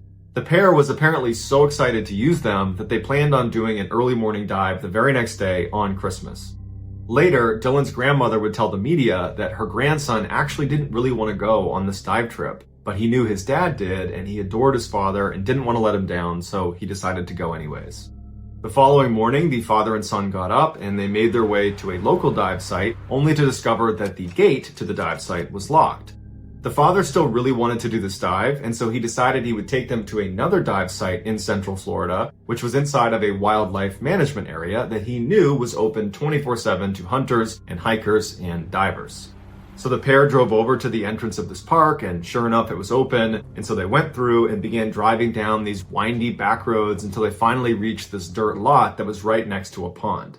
They got out of the car, they put on their wetsuits and their scuba gear, and began waddling their way over to this wooden walkway that starts in the parking lot and goes all the way up and out onto the pond like a dock. And as they walked down this wooden walkway, they would have passed a number of signs telling them, do not dive in this pond unless you're an expert diver. Because this is not just some pond. This pond was the entrance to the infamous and deadly Eagle's Nest, which in the cave diving community is known as the Mount Everest of cave diving. At the bottom of this little placid-seeming pond is a narrow hole that is a tunnel that goes straight down, and that is the single way in or out of this massive underwater cave system. Expert divers will swim over to this hole and grab the guideline that goes down into this cave, and they'll follow it and they'll swim straight down until the light above them fades, and all they can see below them is just black nothingness. And once they get through the end of this tunnel, it opens up into this massive chasm that's called the ballroom. And as soon as you get into the ballroom, if you stop and shine your light in any direction, you will not see a wall. No matter how powerful your flashlight is, you can't see a wall. It's so big. Divers that have been down there have said it feels like you're in outer space. This guideline goes straight down to the bottom of the ballroom at about 130 feet, at which point you see a sign that has a Grim Reaper on it that says, "Stop, prevent your own death, do not go any farther. There's nothing in this cave that is worth dying for." Basically, this is your last chance to turn around and get to the surface relatively easily. Because from this sign, the cave splits off in 2 different directions, where the tunnel gets narrower and it kind of spiders around, and in certain points it goes all the way down to 300 feet. So beyond this sign, it is extremely dangerous unless you know what you're doing. And even then, it's still extremely dangerous. There's also a current that runs through Eagle's Nest, so if you were to lose the guideline, especially in the ballroom, you could be blown away and then have a really hard time finding it again because it's pitch black down there, and it's like finding a needle in a haystack. And if you're not holding on to the guideline, it's nearly impossible to find the one way out. But as Darren and Dylan sat at the end of the walkway getting ready to jump into this pond, they were unfazed by the countless warnings, even though neither of them were expert divers. In fact, Dylan wasn't even a certified diver at all. This was one of his first dives. Before the pair jumped into the water, Darren texted his fiancée and said they were at Eagle's Nest and they were about to do this dive and that he would call when they got back to the surface. After that, he put his phone away on the surface and the two of them jumped into the water and started swimming their way over to the entrance to Eagle's Nest. Hours went by and Darren's fiancée did not get a call from Darren. And so by the time the sun was going down, she decided she had to go check on them. So she hopped in the car and she drove to the parking lot at Eagle's Nest and she saw Darren's car and no sign of the boys anywhere. Police were called and very quickly professional divers were brought to Eagle's Nest to go down and see if they were still down there. The divers got in the water, they made their way over to the narrow entrance, they went down the tunnel, they entered into the ballroom, and they stopped holding onto the guideline. They pulled out their flashlights and began scanning around the ceiling immediately inside of the ballroom. Because they had done this before, and it was not uncommon to have fatalities inside of caves be near the entrance. And as they're scanning around, they stop when they see Dylan's lifeless body trapped up against the ceiling about 6 feet away from the entrance. He had inflated his water wings, which are emergency flotation devices. His mouthpiece was out of his mouth, and it would turn out he had no more air left in his tanks. After the divers retrieved Dylan's body, they went back into Eagle's Nest, and they went all the way down following the guideline to the bottom of the ballroom, where they found Darren. He was laying on a little sandy hill, his mouthpiece was out, he also had no air left in his tanks, and he was laying right next to the famous sign that has the Grim Reaper on it that says, "Stop, prevent your own death, don't go any farther." Both Darren and Dylan's gauges showed they had gone down to 230 feet. For reference, between 0 and 130 feet is considered recreational diving. And so in those depths, you can breathe regular air. So the same air you breathe on the surface is the air that goes in your tanks. You don't need really special training. You can kind of do whatever you want in those depths. Below 130 feet, you need to breathe a special gas mix, you need special equipment, and you definitely need specialized training. All three of those things Dylan and Darren did not have. After an investigation was done into their deaths, it was determined it was an accident, and the going theory was they went through the entrance into the ballroom, they went all the way down, and then they went into one of the two tunnels that spiders off to the side, and they managed to go all the way down to 230 feet. And at that depth, they must have developed a nasty case of nitrogen narcosis, which is like being drunk. And so in that state, they must have lost track of time and how much air they were using. And so by the time they got back to the ballroom to begin their ascent, they ran out of air. The son must have run out first and grabbed his father, shown him his air gauge to point out that he has no air left. His dad, in seeing that, must have taken his regulator out and put it in his son's mouth, and they began buddy breathing as they ascended to the exit. Except the father's tanks also ran out of air very shortly after that, and the father passed out and sank to the bottom. The son managed to get a full breath of air and began trying to swim as fast as he could to the surface. He even inflated his water wings to make himself go faster. Except in his panic, he must have let go of the guideline and swam all the way up and then hit the ceiling and then been not able to find the way out and ultimately drowned. Today, despite all the warnings outside and inside of the cave itself telling inexperienced divers to not go any farther, inexperienced divers continue to go into Eagle's Nest, and inexperienced divers continue to die inside of Eagle's Nest.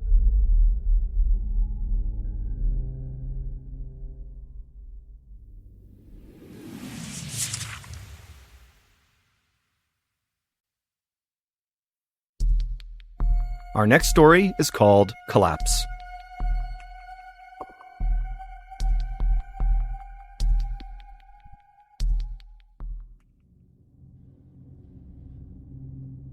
Indian Springs is a very popular underwater diving location in Florida. Deep below the surface, there are hundreds and hundreds of miles of tunnels that are both explored and unexplored. The majority of the unexplored tunnels are down at the 300-foot mark, which is significantly deeper than the average recreational diver goes. In fact, below 120 feet, you need specialized equipment and training, and very few people have that. In November of 1991, a specially trained, specially qualified group of elite divers went to Indian Springs to conduct a research dive down at the 300-foot mark. They were basically looking for unexplored passageways that they could explore and map out. There was a number of divers that were going to be a part of this dive, but the only two that were going to be passing through something called Squaw's Restriction were Parker Turner and Bill Gavin. Squaw's Restriction is this very narrow section of Indian Springs that's located down at the 120-foot mark. If you think of Indian Springs like an hourglass, you have a big open space up top, You get a big open space down below, and squaw's restriction is that tiny little space in the center of the hourglass. Before they began this dive, they threw a line down through squaw's restriction all the way down to the 300-foot mark that had an anchor at the end of it, and this would serve as their guideline so that when they were going down deep, if silt kicked up or visibility was obstructed for any reason, they always had a way to reference where they needed to go, up or down. On the morning of November 17th, Bill and Parker put on their dive gear, they fired up their underwater scooters they were using, and they began their descent.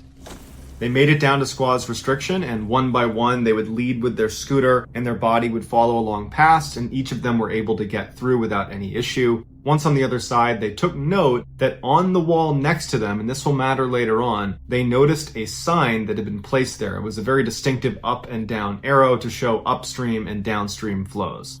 And so they took mental note that there was this distinctive arrow sign right at the bottom of squaw's restriction, and they continued down. They stopped at 140 feet and they kind of looked around for a couple of minutes before continuing all the way down to 300 feet, which is where they were intending to go. And they explored for about 25 minutes before looking at their watches and saying, yep, we got to go back up. So with one hand on their scooters and one hand on the guideline, they begin making their ascent. And as they're getting closer and closer to squaw's restriction, they start noticing these huge clouds of silt just in the middle of the water all around them. And they didn't cause this. They were not in an area where it was so tight they were kicking up silt. And it had been quite a while before they had come down through squaw's restriction. So this really couldn't be the silt that they had kicked up when they had first come into the cave. And so they looked at each other and thought, that's a little bit weird. I wonder what's going on above us. But they both kind of shrugged and thought, it can't be that big of a deal. And again, holding on to that guideline, they keep on going up, up, up until their hands stop because the guideline is now leading them into sand and rock and mud, as if the guideline is going into the wall. And they're looking at what they're holding on to and it doesn't make any sense. And without communicating at all, they both are thinking, okay, let's go back down and make sure we're in the right place because it seems like we hit a dead end here. And so they turn around, and as they're going down the guideline now, again, there's no other lines down here. There isn't another way to get mixed up, but it's human instinct to think, let me just retrace my footsteps here. As they're going down, they see on their left the distinctive up and down arrow that they saw when they came in. And that's when they stopped and looked at each other and they realized squaw's restriction has caved in. We're trapped. Each of the men had a slate where they could use a grease pen to write a message and hold it up and show their dive partner, and that was how they communicated. And at this point, Parker wrote, "What are we going to do now?" And Bill wrote back, "Let's look around." And so they turn around and they follow the guideline back up to the cave-in and they start trying to clear the debris away, but they're finding it almost impossible because as soon as they move something out of the way, whatever is on top just pushes down into it and fills it back in. In their attempts to free themselves, they had kicked up a tremendous amount of mud and silt in the air, and so they were not able to see each other, so they couldn't hold up their little plaques to talk to each other. So they both went lower in the water column to where there was no silt around them, and they both looked at each other, and that's when Parker held up his air gauge and showed Bill, "I only have about 10 minutes of air left." And that's when Bill looked at his air gauge, and he realized he too only had about 10 minutes of air left. Parker scribbles something on his slate and he holds it up to Bill and it just says, "What are we going to do now?" And Bill, not knowing what else to say, just wrote, "Hold on, I'll take a look." And so Bill leaves the guideline and swims over to another section away from squaw's restriction in hopes he might find some other exit out of the space they're in, even though he knew full well there wasn't anything besides squaw's restriction.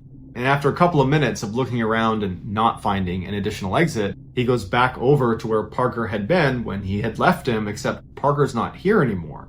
And Bill suddenly thinks maybe he's found a way to get through this. And so Bill, with almost no air left, grabs the guideline and swims up into the silty cloud and gets to the cave-in to discover it's still caved in. However, he sees the base of Parker's tanks wedged in the obstruction itself. And he's looking at the tanks thinking, how did Parker get in that position? And then he realizes that's just his tanks. Parker is not attached to them anymore. And that's when Bill realizes what Parker probably had done. Parker had tried to force himself through the obstruction and probably got about halfway before becoming completely wedged and stuck himself. And he had to make the terrifying decision to take one more good breath and then ditch your air tanks and try to swim on a breath hold to the set of spare tanks they had set up about 100 meters away above squaw's restriction. But at this point, regardless what's happened with Parker, his tanks were positioned in a way that it had created a little bit of an opening in the obstruction that Bill was able to swim through with his tanks on. Now he has almost no air left, and so once he got through, he realized he had about 30 seconds of air, and he swam as fast as he could to the spare tanks, hoping to see Parker on them, breathing and alive. But unfortunately, right as they came into view, Parker wasn't anywhere to be seen. Bill swims as fast as he can. He actually literally runs out of air and is on a breath hold himself by the time he reaches these tanks. He takes a huge gulp of air, and after he calmed down, he took his light out and he scanned around and he found Parker, and he was floating, deceased clearly, about 30 meters away, and had made it pretty far on a breath hold, but had just gone slightly off, and he didn't have any of his equipment. It was all attached to his tanks, and so in total darkness, he was just blindly swimming and did not locate the air tanks, and you can only imagine what his final few seconds were like. Before all of this happened, when Parker and Bill were down at 300 feet, some of the limestone broke off from the ceiling, landed in such a way that it caused this huge underwater mudslide, and it all funneled down, completely blocking up Squaw's restriction.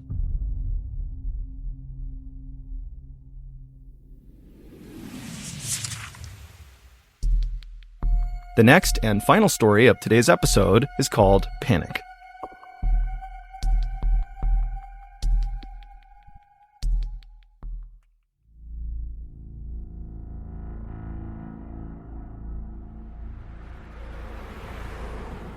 In the early morning hours of February 6th, 2014, a van carrying 5 men finally came to a stop outside of a farm in Norway. After a miserable, nearly 15-hour drive, these 5 men who were from Finland were finally ready to begin their real adventure.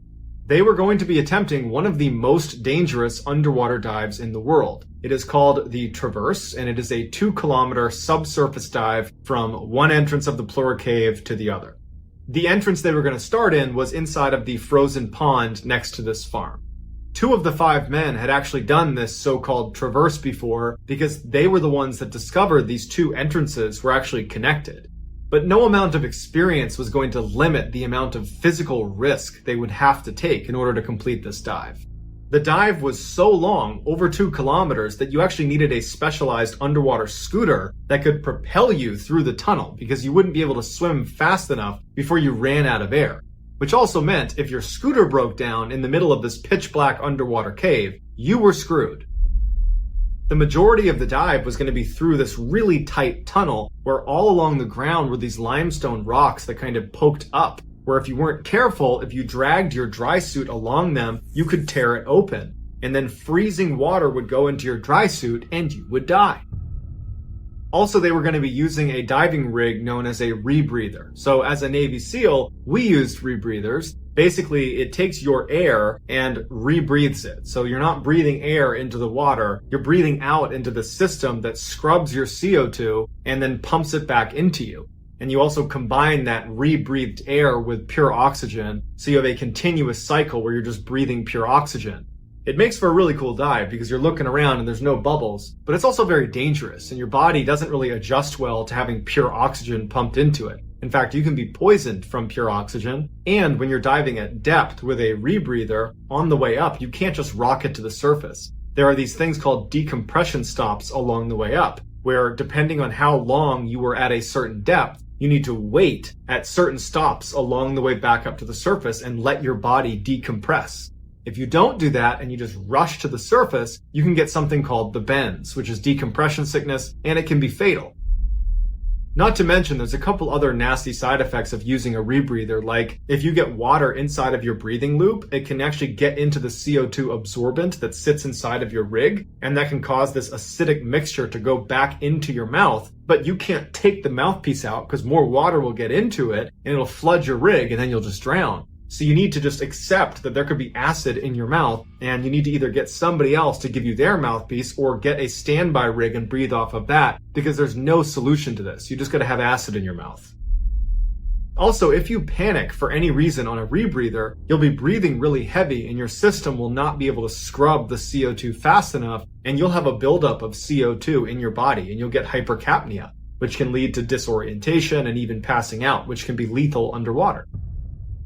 This dive was famously dangerous to the point where the best divers in the world wouldn't attempt it. They called it a death wish. But these 5 divers from Finland were determined and they were eager to make the traverse. So shortly after they arrived, they take a quick nap and then they get up and they're ready to start the dive. They decided to break up into 2 groups. They had a pair that was going to go down first, and then 2 hours later, the other 3 would follow. Once the first pair was in the water, there would be no way to communicate between the 2 groups.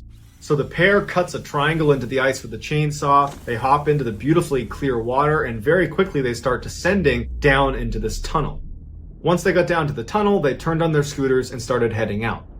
After a couple of hours, the pair reached the most dangerous part of the dive, where the tunnel basically nosedives and goes straight down to about 130 meters. And as you're going down, you have to be very cautious that you're going the right way, because there's all these dead-end tunnels that look exactly like the way you're supposed to go. And they go pretty far out, but if you were to accidentally take a wrong turn and go down one of these dead man turns, you wouldn't have enough oxygen to complete the dive. So it's a slow process of making sure you go down the exact right path. And then when you get to the bottom at 130 meters, there was this plate that had been left there to signify you've gone the right way. And then you turn and go right back up again, and you're pretty much at the exit at that point. But it takes quite a while to cover that last little bit because there are necessary decompression stops along the way. The first group descended with no issues and didn't get sidetracked. They got to the bottom where that plate was. They turned and began going back up the ascent to their first decompression stop. The lead diver got through a particularly tight spot and then noticed that his partner behind him, his flashlight, which was normally right up against him, he couldn't see it anymore. And he turned and he saw that his partner had gotten wedged in this one section of the ascent. So the lead diver turns around and swims down to the trapped diver, who he can tell is panicking a little bit because he's trying to get himself free and he can't move. And the lead diver looks and he can tell that he is thoroughly wedged into this one little section. And the lead diver would say that what he thought happened is the trapped diver must have been going too quickly with his scooter and basically motorized himself into this wedge. Like it wouldn't have been humanly possible to swim fast or hard enough to get stuck as badly as he did. The lead diver could tell that he was totally stuck. There was probably no way he was going to get out of this. And so he tried taking some of his gear off, but they have such little space to work with, and the trap diver is starting to sense that this isn't going very well. And in a panic, he accidentally knocks his mouthpiece out of his mouth and can't find it again and ends up inhaling a bunch of water and he dies. The lead diver knows that he can't panic because he will end up burning through his oxygen, he'll probably get hypercapnia, he won't be able to get to the surface, and he'll die too. So he tries to free his friend's body and he can't, and he's now realizing that the second set of divers that are coming in the tunnel, they're going to get to this point in the dive, which is very far into the dive, and they won't be able to get past his dead body. And they'll have to turn around, but they don't have enough oxygen, he didn't think, to make it back to the surface. And so almost certainly those 3 divers are going to get here and be trapped and are going to die too. And so terrified and devastated and saddened by what's ultimately going to happen, he turns and starts heading for the surface. And he had to stop at each of those decompression stops. And you can only imagine what it was like to be sitting inside of this tight tunnel waiting for 30 minutes and 45 minutes at the different decompression stops, just thinking about what's inevitably going to happen beyond the dead body. They're going to get trapped. They're going to die. He's going to be the only one that gets out of here alive. And at some point he makes it up to the surface and he just sits there and waits. Meanwhile, the second set of divers did enter the water 2 hours later. They go down to the tunnel, they're making their way out, and they were farther spread out than the pair was. And so the first diver, the lead diver of the second group, he reached the dead body first before the other 2 had even seen it or knew about it, and he began to panic. And as the second and third diver come up and realize what's happening, they see the lead diver lose his mouthpiece, and in a panic, he's moving around like this, and he inhales water and also drowns. And so now the second and third diver are dealing with the fact that they just watched their friend die right in front of them. Their other friend from the first group is dead and blocking their way. And the second and third diver, they also begin to panic. They don't communicate, and one of them just immediately turns and starts kicking it out back towards the entrance, knowing full well they probably don't have enough oxygen to get there. The other diver decided they were going to find a way to get past the dead body that was wedged in the only way up to the surface. And so on their own, over 1 kilometer underwater in this tight little tunnel where they're totally trapped, they're relying on a flashlight for light. There's 2 dead bodies. This second diver begins removing pieces of their gear and pushing it through the little space between the dead body and the clearing that he wanted to get to make his way up to the surface. And after pushing through all of his gear, including his tank, which is a big commitment, because once it was through, he would have to go to the other side. He couldn't get it back through. And push himself through painstakingly with his hands all the way through this tiny little space that he could just barely get through. And then he puts his gear back on, and then knowing he had almost no oxygen left, he had to basically rocket to the surface and just hope decompression sickness didn't kill him. The other diver, who had turned around and gone all the way back to the entrance, they skipped all of their decompression stops as well. They got to the entrance just barely, but when they got there, the entrance was frozen over, and they had to punch their way through the ice, which they were able to do, and they too got on surface once again. The 3 survivors linked up, they called authorities, they went to the hospital, they would make a full recovery. They told authorities where their friends were in this cave, but no one had the ability to get down and retrieve their body. So they sealed off both entrances to this cave and called it a gravesite and said no one can go down there. But months later, the 3 survivors had such intense survivor's guilt that they would actually illegally go back to Plura Cave and retrieve their bodies.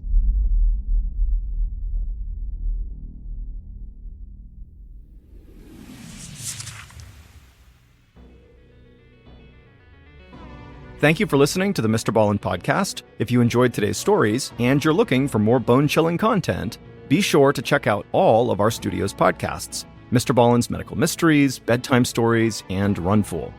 All you have to do is search for Ballen Studios wherever you get your podcasts. To watch hundreds more stories just like the ones you heard today, head over to our YouTube channel, which is just called Mr. Ballen. So that's going to do it. I really appreciate your support. Until next time, see ya.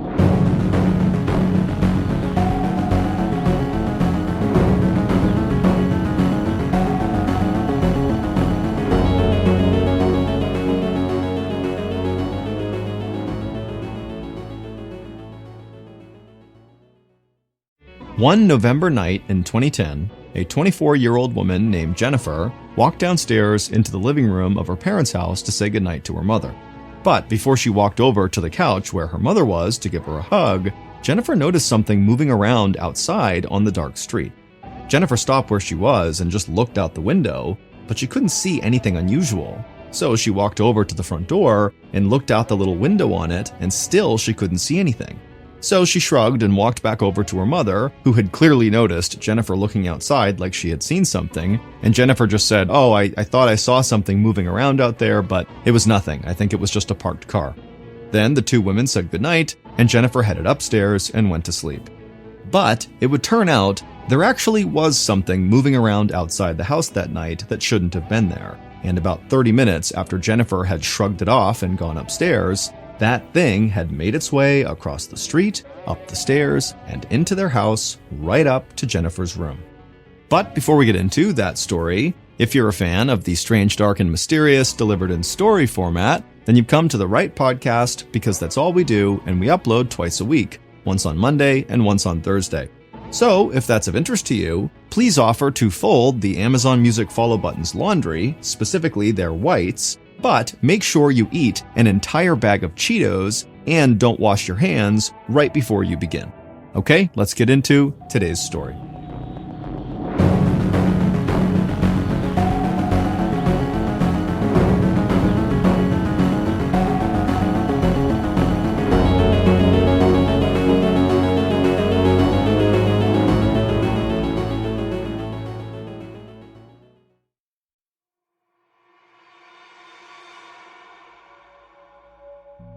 On the night of November 8th, 2010, 53-year-old Bic Pan and a few of her friends were learning how to line dance at a church in Toronto, Canada. Bic and her friends had been going to the dance class every week for a while, and Bic finally felt like she was getting the hang of it. Bic was average height with long black hair, and she wore workout clothes, glasses, and bright red lipstick. And while she danced, she felt her feet aching and sweat was running down her face, but she couldn't stop laughing because she was having so much fun. When the last song ended, she and her friends made their way out of the church into the parking lot. It was a mild November night for Toronto, with temperatures around 50 degrees Fahrenheit.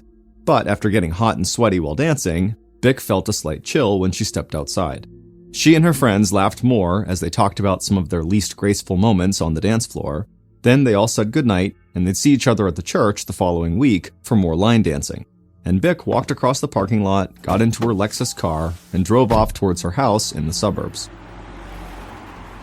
And while she drove, she looked out the windshield at Toronto passing by, and she thought about what a fun night she had just had. And she felt happy and like she belonged here in Toronto.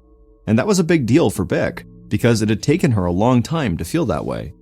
Bick had come to Canada about 30 years earlier in the late 1970s when her family fled Vietnam as political refugees after the Vietnam War.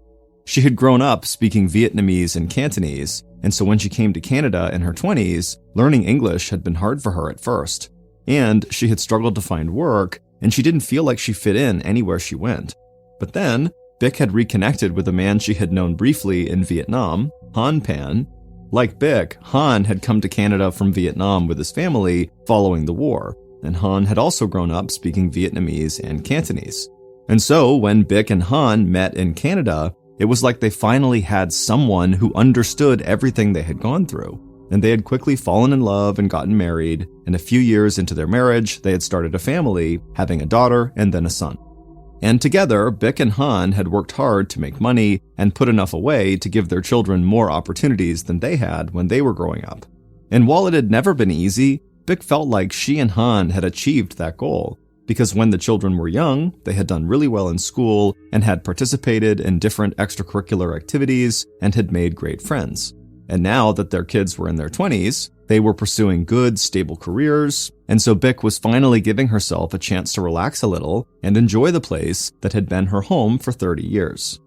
At about 9:30 p.m., Bick pulled into her secluded neighborhood in Markham, a large suburb of Toronto, and she drove towards her house. Big two-story homes lined the streets, and the neighborhood was calm and quiet. Bick pulled into her driveway, and she noticed that most of the trees in her and her neighbors' yards had started to lose their leaves. She thought that was a shame, because she loved the burst of color the changing leaves gave the neighborhood in early fall. Then, Bick opened the garage door and parked her Lexus in the garage next to her husband Han's Mercedes-Benz. Bick closed the garage door, stepped out of her car, and winced a little because her feet had gotten even more sore from her night of line dancing. Then she went inside the house and walked down a long hall into the living room. Bick's house was big, with high ceilings, hardwood floors, a basement that had been converted into a family room, and a staircase that led to 4 bedrooms on the second floor. But the prized possession in the house, at least as far as Bick was concerned, was the piano in the living room downstairs. When Bick and Han were younger, they had worked and saved to buy that piano for their daughter, Jennifer. And as Jennifer grew up, Bick and Han knew they had spent their money wisely, because Jennifer had been a gifted piano player from the time she was a little girl. And even now, at 24 years old, Jennifer still played the piano regularly and made extra money working as a piano teacher. And listening to her daughter play that piano in the living room was still one of Bick's favorite things in the world. Bick walked through the living room, past the piano, and slowly made her way upstairs. Her feet felt like they were pounding, so she held onto the banister to make her climb a little easier. And when she got to the second floor hallway, her daughter, Jennifer, popped out of her bedroom, smiled, and said hello. Jennifer was 5 foot 7 inches tall, with black hair tied into a long ponytail, and she wore a white sweatshirt, black yoga pants, and a pair of glasses with black frames. Jennifer was about to go back to school and start classes at a nearby college to become a pharmacist, and she had lived with a friend closer to Toronto for a while, but now she'd moved back home with her parents, and she'd managed to save up a good amount of money for school from teaching her piano lessons. Bick knew Jennifer was very much a young Canadian woman who saw her Vietnamese parents as somewhat old-fashioned, but Bick hoped that she and Han had at least passed on their beliefs about working hard and saving money to their daughter. Bick and Jennifer talked to each other in Vietnamese, and Jennifer laughed while Bick recounted stories from that night's dance class, and Jennifer's laugh was infectious, so before long, Bick started laughing too. Then Bick said she wanted to get changed, so Jennifer went back into her bedroom, and Bick headed down the hall to her and Han's bedroom. When Bick walked in, Han was already drifting off to sleep in bed, but he woke up enough to say hello to his wife and ask how her dance class went. Bick said she'd had a great time and couldn't wait to go again next week, and then she changed into her pajamas, which had pictures of Winnie the Pooh on them. Then Bick told Han goodnight and walked back downstairs. She went into the kitchen, grabbed a large bowl out of a cabinet, went over to the sink, and filled the bowl with ice-cold water. Then she walked into the living room and sat down on the couch. She put the bowl down in front of her on the floor, and then put her feet inside the bowl. Vic smiled and leaned back on the couch. The ache in her feet was finally starting to go away. Vic grabbed the remote off an end table, turned on the TV, and found the channel that showed Chinese news programs in Cantonese. Because as much as Vic might have finally felt at home in Canada after living there all those years, she still enjoyed ending her nights by watching the news in one of her first languages. Then Vic heard footsteps coming down the stairs. She turned and saw her daughter, Jennifer, walking into the living room. Jennifer headed towards her mother on the couch, but then suddenly stopped cold. Jennifer turned and looked out one of the living room windows to the street in front of the house, like she saw something that she couldn't quite make out. Then she walked to the front door and looked out the small window on it, and she leaned in close to try to get a better look. Vic turned away from the TV and asked her daughter if everything was okay, and Jennifer, who now had a chance to see what was out there, realized that what she had seen outside was just a car parked across the street. So she stepped back from the door and told her mom that, you know what, everything's fine, it's just a car. Then Jennifer said goodnight to her mom and headed upstairs. Vic turned back to the TV, and as she watched the news, she stretched out a little more on the couch, and she felt like this was the perfect end to her day. At almost 10:15 p.m., about 45 minutes after Vic had gotten home, she was still downstairs soaking her feet and watching the Chinese news. And Jennifer was lying in bed in her room upstairs. Her room was filled with Jennifer's college textbooks that she had marked up with notes over the years, and she knew when she went back to school soon to pursue her career as a pharmacist, she'd have to start hitting the books again. But she still had a couple of months before classes started, so she wasn't thinking too much about school yet. Instead, she had spent most of the night just texting with some friends and with her ex-boyfriend, Daniel Wong. Jennifer and Daniel had dated for years, going back to their time in high school together, and Jennifer had thought they were destined to get married someday. But then, over a year earlier, Daniel had broken up with Jennifer and he'd started seeing someone else. But even after they'd broken up, Jennifer and Daniel remained friends. They had a lot in common, they liked spending time together, and they were both willing to give advice when the other one needed it. And recently, their text messages and occasional phone calls had gotten a little flirtatious, and so Jennifer thought there might be a chance that she and Daniel could get back together. So she laid in bed with her phone in her hand, looking at the last text she'd sent to Daniel, and wondering if she should send another one. But then, Jennifer heard the sound of the front door downstairs open and slam shut, and then Jennifer heard the sound of someone walking through the house. So, confused, Jennifer stood up, slipped her phone into the waistband of her yoga pants, and she walked over to her door, she opened it up, and she called downstairs to her mom to see what was going on. And then, Jennifer heard the sound of her mother screaming. So Jennifer rushed out into the hallway, but before Jennifer could do anything, she heard loud footsteps at the bottom of the stairs, and then suddenly she saw this huge man dressed in black running up the stairs towards her. Then Jennifer heard Vic shout something in Vietnamese, and she heard men yelling at her mother downstairs in English. Jennifer shouted to her mother again, but the man dressed in black was still coming up the stairs towards Jennifer, and when he made it all the way up the stairs, he grabbed Jennifer, raised a pistol to her face, and yelled, "Where's the money?" And then he pushed Jennifer back into her bedroom. When they were in the bedroom, the huge man in black shouted again at Jennifer, "Where's the money?" So Jennifer ran to her bedside table, she opened a drawer, grabbed an envelope, and took out $2,500 in cash, some of the money she had been saving from teaching her piano lessons. The man grabbed the cash from Jennifer and put it in his pocket. Then he took Jennifer roughly by the arm and led her back into the hallway. He brought her down the stairs and put her in the living room. Jennifer looked around, but she didn't see her mom or her dad anywhere. And then the man in black grabbed Jennifer and led her to the basement door.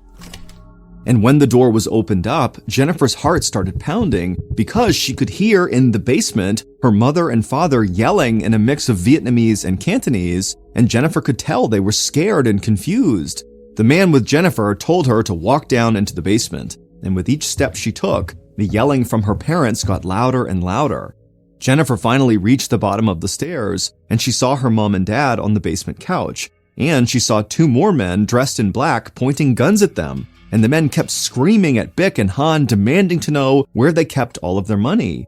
But Bick and Han were so scared and they struggled to reply in English. And when they spoke, the men with guns didn't really understand them, and so they got angrier and angrier and just began yelling louder and louder at the parents. And so Jennifer, not knowing what else to do, just yelled in Vietnamese for her parents to please try to stay calm. And Han, when he heard this, he looked up from the couch and he saw his daughter at the bottom of the stairs. And at that point, he took a breath and he looked right at one of the gunmen. And in English, Han said, "Please don't hurt our daughter." And then that gunman who Han was speaking to turned to the man in black who had been leading Jennifer around and told him to take Jennifer back upstairs and keep looking for the money. So the big man in black led Jennifer back up the basement steps, and as Jennifer walked up to the first floor, she could hear her parents screaming again and the gunman just screaming right back at them. Once Jennifer and her captor were out of the basement, he led her from room to room on the first and second floors, and he had her pull drawers out of cabinets, throw mattresses off the beds, and basically tear the house apart looking for more money. But all Jennifer could find was about $1,000 in cash tucked away in Bick's bedside table, and she said she didn't know about any other money in the house. So, almost 20 minutes after the 3 intruders had first entered the house, Jennifer's captor walked her across the upstairs hallway, and when they reached the top of the stairs, he told her to get on the floor. Then he pulled 2 long black shoelaces out of his pocket, he crouched down and he grabbed one of Jennifer's arms and he tied it to a metal bar that supported the banister on the stairs. Then he took the other shoelace and tied her hands behind her back.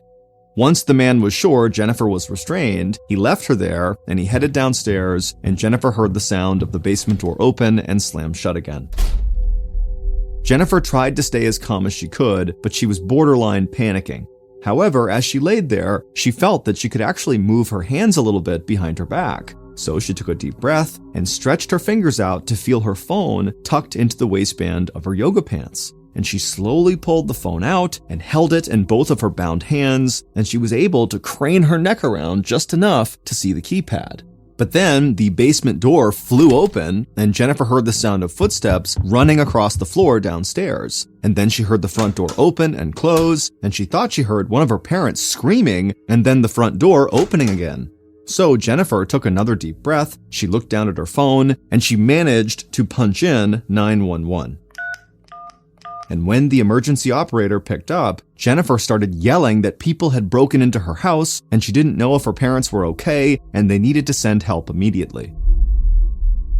Minutes after this 911 call, Constable Mike Stesko of the Markham Police sped through the streets of the Pan family's quiet neighborhood with his sirens blaring.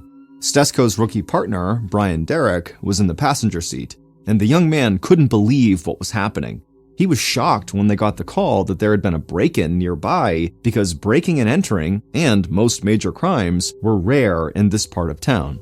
But over the years, the older cop, Stesko, had learned that dangerous people can be anywhere, even in nice neighborhoods with big houses and luxury cars parked in the garage. Stesko eased off the gas when he saw flashing lights from police cruisers and ambulances right outside of the Pan's house. He parked the car, and he and his rookie partner, Derek, stepped outside. And immediately, Stesko worried that they were dealing with something far worse than just a robbery, because Jennifer's father, Han, was lying on his driveway and blood was pouring down his face. Paramedics were already hovering over Han, so Stesko, Derek, and several other officers walked towards the front door. They had no idea if the robbers were still inside, so they all drew their weapons and quickly talked about doing a sweep of the house to look for the intruders. And then one of the officers opened the front door and they all rushed inside. And right away they heard the sound of a young woman screaming upstairs.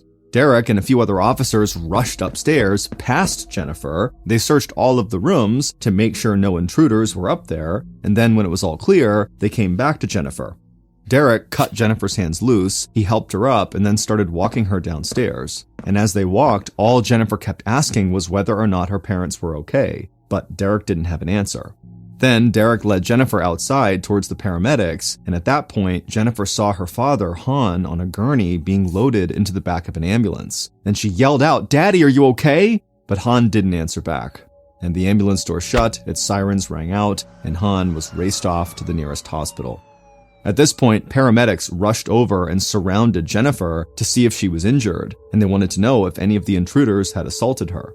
And while Derek stayed with Jennifer outside as she talked to the paramedics, his partner, Constable Sesko, was inside the house still, following a trail of blood across the hardwood floors that led from the living room on the first floor to the basement door. The basement had not been cleared yet, so Sesko still had his weapon drawn. He opened the basement door and slowly descended the stairs, and he could hear each step creak under his feet as he moved deeper into the basement. And when Sesko got about halfway down the stairs, he could finally see into the small family room the Pans had set up in the basement, and his eyes went wide. He stopped, turned back to the open door, and yelled for paramedics. Then Sesko rushed down the rest of the steps into the center of that room, and he saw someone lying face down on the floor with a blood-soaked blanket covering their face and part of their back. Sesko yelled to this person to see if they might respond, but he knew it was no use. And seconds later, paramedics rushed in and they tried to revive the victim on the ground, but it was too late. Jennifer's mother, Bick, was dead on the basement floor.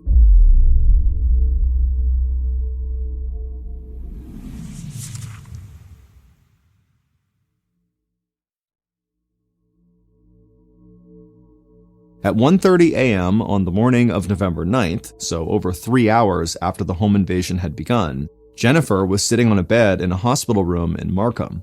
Doctors had examined her and found that she was physically okay, but they had given her anxiety medication to help calm her down. The door to the room opened, and Jennifer looked up and saw Constable Derek, the rookie cop. He was young and handsome, and he had a nice smile, and he was Scottish and still spoke with a soft Scottish accent. Derek walked over to Jennifer and asked her if she was okay, and she said she was, but really all she wanted to talk about was her parents. Where were they? When could she see them? And Derek, as gently as he could, told her that her father had been airlifted to a trauma center in Toronto and that he was in a medically induced coma. An induced coma is used by doctors in some instances to help protect an injured person from suffering brain damage. Jennifer asked if her dad was going to be okay, but Derek said it was just too early to tell. Then she asked what happened to her mother, and Derek glanced at the floor for a second, and then he looked up at Jennifer, and he said he was so sorry, but her mother had been killed. Jennifer just stared at Derek for a long time, unable to speak. It was like she was so shocked by what she heard that she just froze. Then Derek broke the silence by telling her again how sorry he was, and he said he hated to put her through anything else, but he needed her to come to the police station right now to help police figure out what happened. And Jennifer, who clearly was in shock, just nodded her head and said she'd help any way she could. And so Derek helped Jennifer gather up her things, and he led her out of the hospital to a squad car, and as they drove through the dark, empty streets in the early hours of the morning, Jennifer just stared out the window. Suddenly, the town she had grown up in looked different, and she knew her life would now never be the same. At 2:45 a.m., so about an hour after Jennifer had left the hospital, Derek led her into a small interrogation room at the Markham police station and helped her into a chair at a wooden table that was pressed up against the wall. Derek walked across the room and took a seat. He was there just to observe, while a member of the York Regional Police conducted the actual interview. And the regional police officer knew how shaken Jennifer was, and so he reassured her that they were all just there to try to get as much information as possible, as quickly as possible. Jennifer said she understood, and then she did her best to walk the officer through what she had seen in her house the previous night.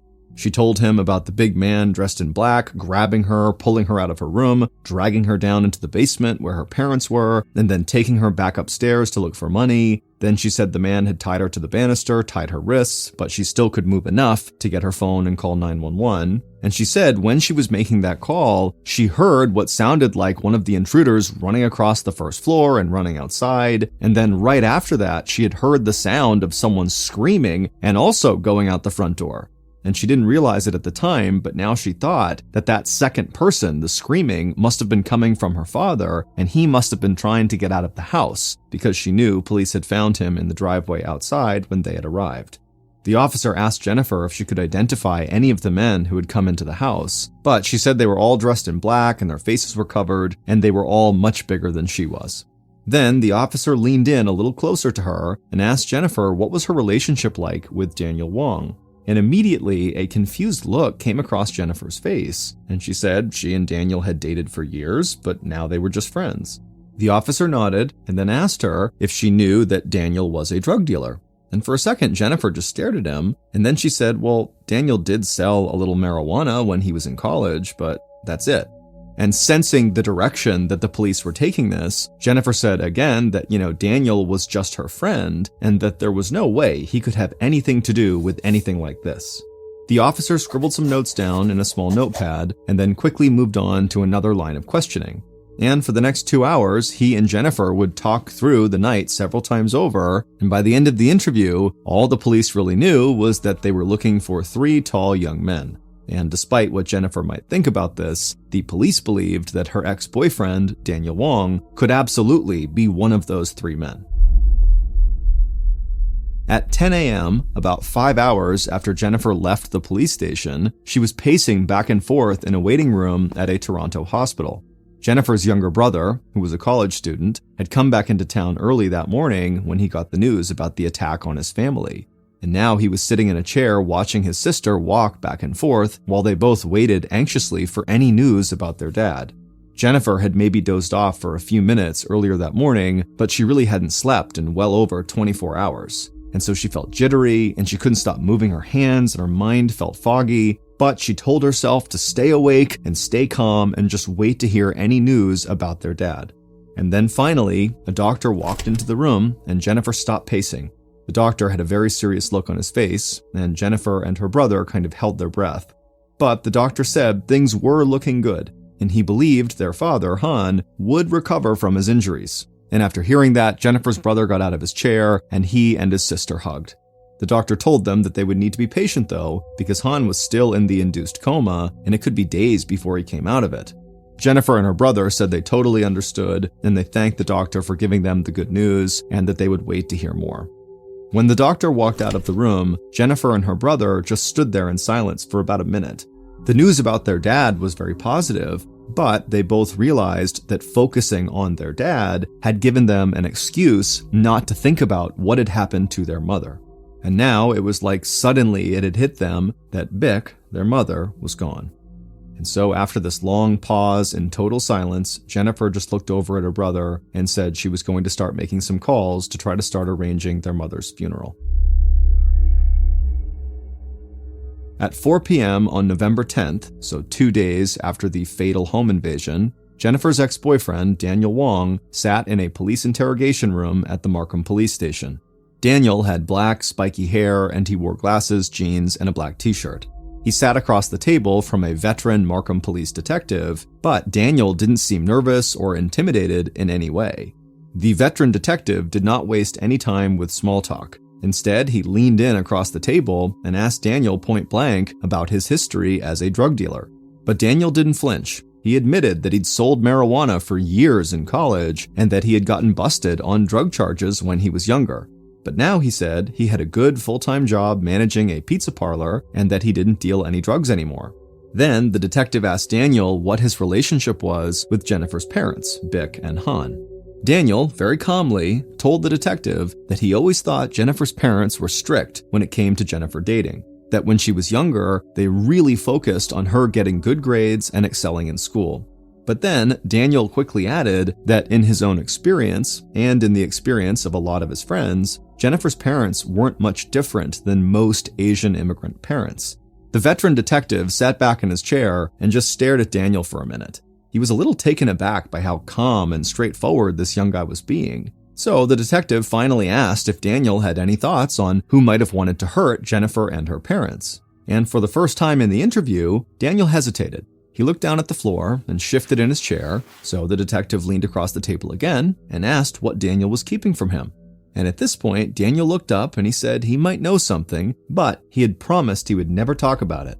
And the detective said he understood that, but he needed to know if Daniel had information that could lead police to the men who had broken into Jennifer's house.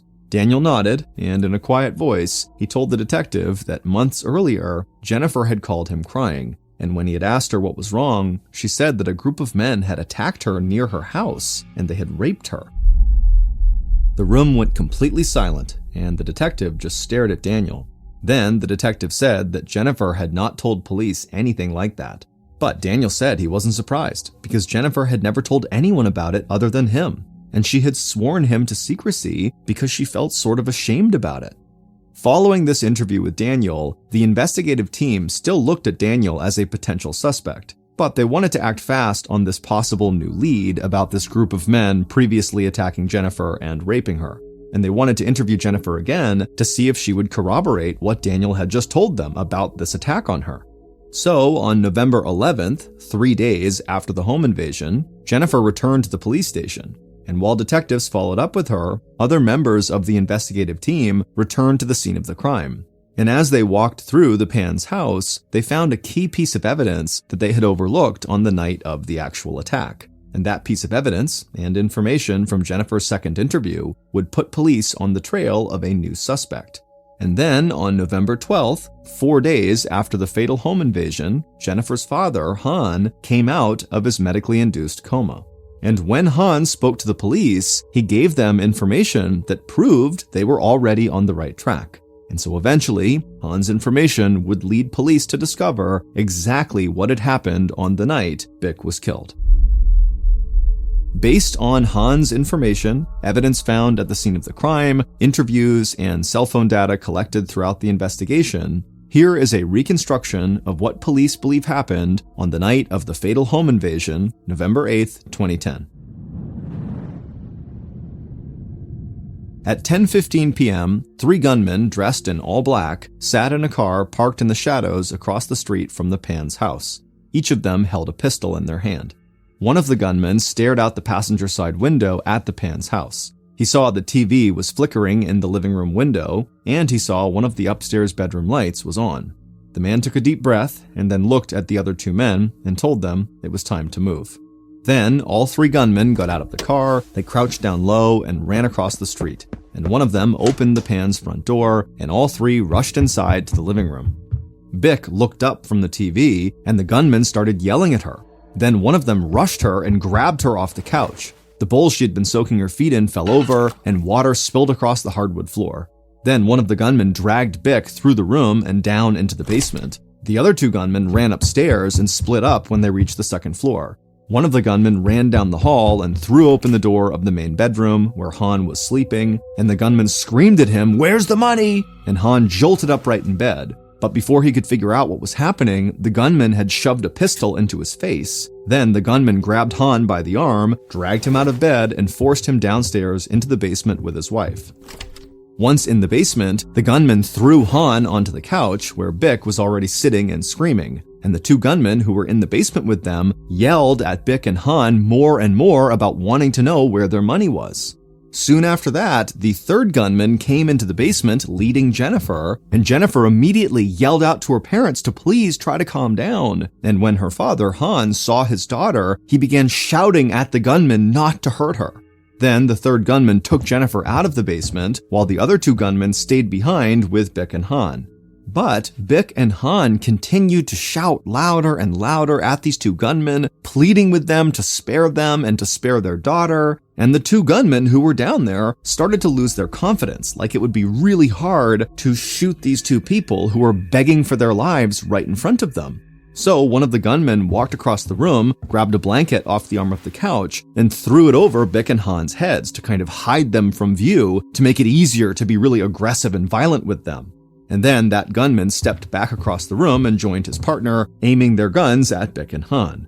But Bick and Han continued to scream out from under the blankets, asking them to please spare us, spare our daughter. And finally, the 2 gunmen just looked at each other, and then they both aimed their weapons, one at Bick and the other at Han, and they both fired. The first bullet ripped through the blanket and struck Han near the corner of his right eye. Under the blanket, Han felt blood streaming down his face, and his head slumped over.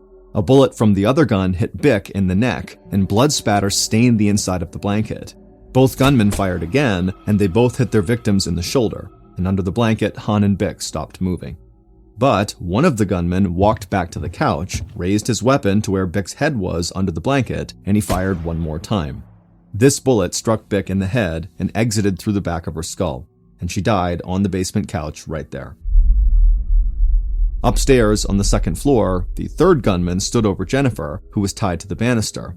And when he heard those gunshots, he ran downstairs to the basement door, he opened it up, and began yelling for his partners to leave, and then he, the third gunman who had been controlling Jennifer, ran outside. In the basement, the two gunmen looked at the bodies on the couch, and then they rushed up the basement steps. Neither of those two gunmen saw Han pull himself off the couch under the blanket and pull his wife's body out onto the floor with him. And they didn't hear Han as he got to his hands and knees and started making his way up the basement steps behind them. Because those two gunmen who had been in the basement were only focused on getting out of the house and back into their car. So they had bolted up the stairs of the basement into the living room, but they stopped when they heard shouting coming from behind them. And they turned around and saw Jennifer with her phone clutched in her bound hands at the top of the stairs. And then Jennifer said to them she would wait until she heard their car driving off before she called 911 to make sure they had a little extra time to get away. Jennifer Pan, the daughter who had once made Bick and Han so proud, had arranged for her parents to be murdered. Because it would turn out that Jennifer had been living a lie for almost 10 years and her parents had recently figured it out. Bick and Han had always believed Jennifer was a straight-A student who had gone on to excel in college. But the truth was, Jennifer had struggled with her grades and she never even graduated from high school. But when Jennifer had started to get bad grades in high school, she feared her perfectionist parents would ground her and keep her locked up in the house. And so she had started to forge her report cards to make it look like she was doing great in all of her classes. But as the lie went on, it had to get even bigger.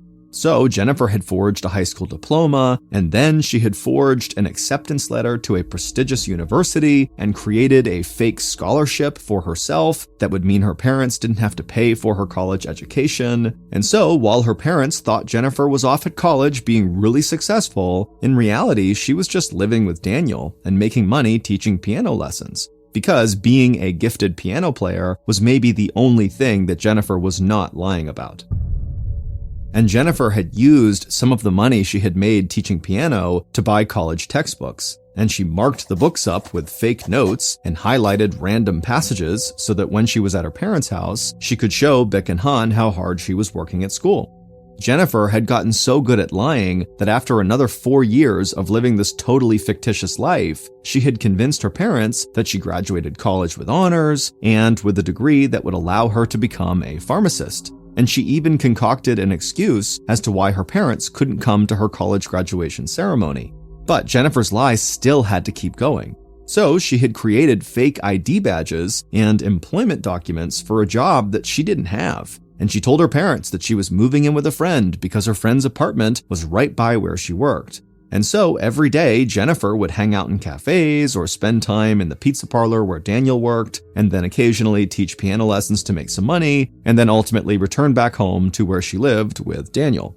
But all this lying finally came crashing down when Daniel had broken up with Jennifer, which meant she had to move out and back in with her parents. And as her father watched her leave for work every day, he started to get suspicious. Because Jennifer never seemed like she was in a rush to get out of the house, she never came home with work she had to get done, and she never wanted to meet for dinner or anything by where her job was located. And so one day, Han convinced Bick to follow Jennifer while he was at work, and Bick quickly discovered that Jennifer did not actually have a job. And soon after that, Bick and Han had confronted Jennifer, and Jennifer's years of lying started to unravel. And so, even though Jennifer was 24 years old, her parents told her that she was not allowed to leave the house without them, except to go teach piano. And they restricted her internet access, and they gave her an old flip phone that had limited text messaging capabilities, and Han checked that flip phone regularly to monitor who Jennifer was talking to. Han also made Jennifer take courses that would allow her to get her high school diploma. And then he made her enroll in a small local college program that would qualify her to become a pharmacist like she had pretended to be for years. And so with all of these restrictions, Jennifer started to feel like she was a prisoner in the house she had grown up in, and she wanted out, and she wanted money. So she decided to kill her parents and get the large inheritance she knew would be coming from their deaths. Jennifer knew she didn't have the stomach to actually murder her parents herself, but she figured Daniel might know some people from his drug dealing days that might be willing to do it. But Daniel had broken up with Jennifer and kind of moved on, and so Jennifer needed to lure him back in.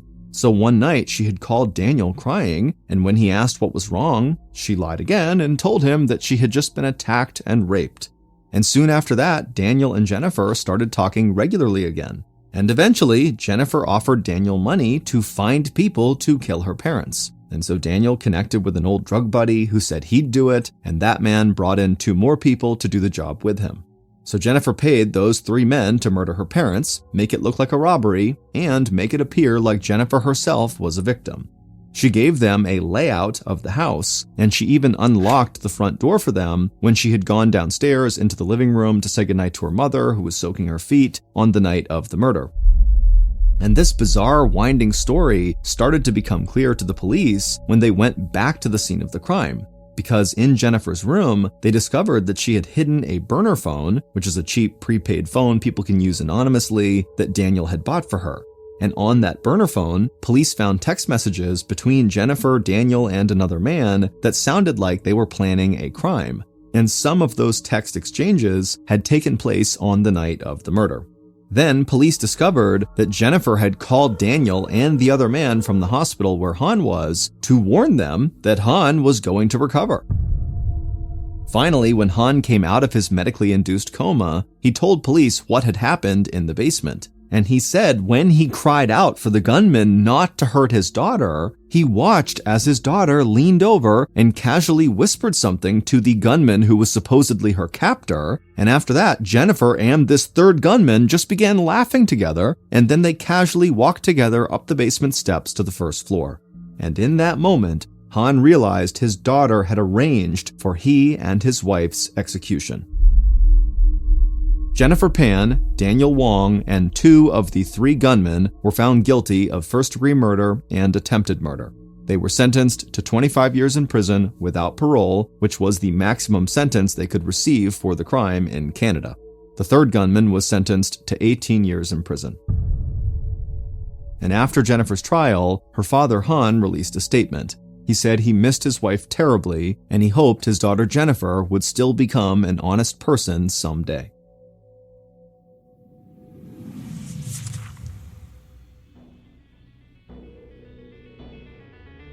So that's going to do it. If you got something out of today's episode, be sure to check out our YouTube channel, just called Mr. Ballen, where we have hundreds more stories just like this one, many of which are not on the podcast. They're only on YouTube. Again, that channel is called Mr. Ballen. So that's going to do it. Until next time, see ya.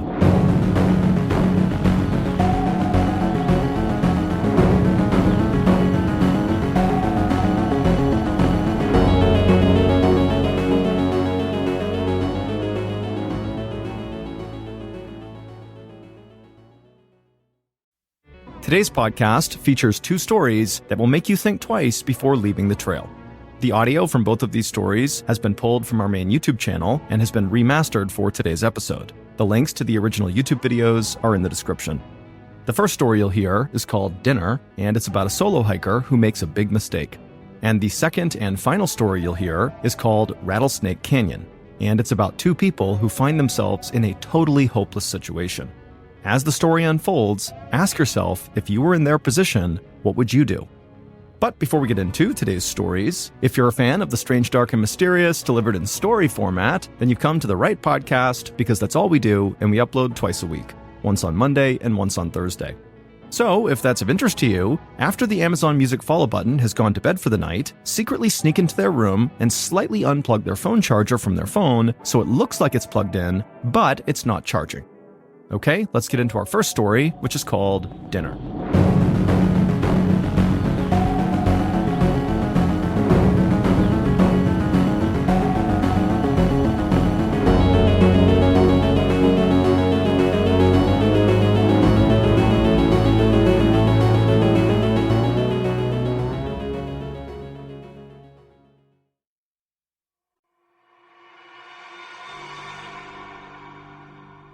In the summer of 2015, a young man named Paul was on his last day of a 7-day solo backpacking trip through a very remote area in Utah called the Dark Canyon Wilderness. Dark Canyon gets its name from its steep walls that block light in the morning and in the late afternoon. It's an area that's only accessible by foot, and it's not uncommon to go in there and not see another person the whole time you're there. That morning, Paul got up and set off on a day hike that would take him through a very forested area up onto a plateau where he planned to camp out for the night. About a mile into the hike, he found some amazing elk antlers and he decided he wanted to keep them. So he threw them on his backpack and rested them at the top and continued on his hike. But the added 15 pounds of weight proved to be far more exhausting than he was anticipating, and very quickly he blew through all of his water. Even though he was within 1 mile of his final destination, this plateau, he decided to stop because he was so dehydrated, he needed to find water. So he puts his pack down, he puts the elk antlers down, and he starts walking around, and amazingly, he does find some water. Granted, it was kind of a gross puddle of standing water, but he figured I can boil this and it should be okay. And as he's preparing a fire to boil this standing water, he figures, you know what, if I'm making a fire here, I might as well just make my camp here. So he sets up his tent and then he makes a fire and he's about to start boiling this water when he realizes how dumb he's being. If there's a puddle of standing water right here, then probably just a little ways upstream, there's going to be some running water. Why don't I not boil this crappy water that will only yield, a couple sips of water and go look for the running water where I can drink as much as I want? So he puts the pot down and he leaves all of his gear at the campsite and he begins walking up this mountain to hopefully find a stream. And after about a half mile of walking up this mountain, he finds this little spring. Immediately, he's down on hands and knees drinking as much water as he possibly can because he's super dehydrated. And after he's drank for quite a while, he reaches down to his belt where he kept his water bottles. And he realized he left all of his gear, including his water bottles, at camp. So he didn't have a way to collect this water. And so he's like, shoot, I gotta go back to camp and get the bottle and come back. I'm gonna burn a bunch of energy. But he's like, you know what can you do? I need the water. And so he gets up and he turns around and he starts walking back towards his camp. And immediately he starts to feel really anxious as he's walking back. He can't help but feel like someone's behind him watching him. And he kept turning his head thinking he's going to see someone just over the mountain who's quietly stalking him. And he just could not shake this feeling. And so as he's walking back to camp, every little sound he hears is totally throwing him off. Every little rustling leaf, every little bird overhead, he's totally on edge because he's convinced someone is behind me or someone's over there, someone's watching me. He finally gets back to camp, he gets his water bottles, and he considered not going back to the spring because he didn't want to cover that distance again because of how stressful it just was. But ultimately, he knows he needs the water. So either he's going to sit here for a really long time and boil a bunch of stagnant water, or he can just suck it up, walk to the spring, get some water, come back, and be good. Before he walks up to the spring, he grabs a really big stick to use as a club, and then he walks up. So now he's got some protection. And immediately, as he begins that half-mile trek to the spring, the anxiety pours right back over him, and he can't help but feel like someone is watching him.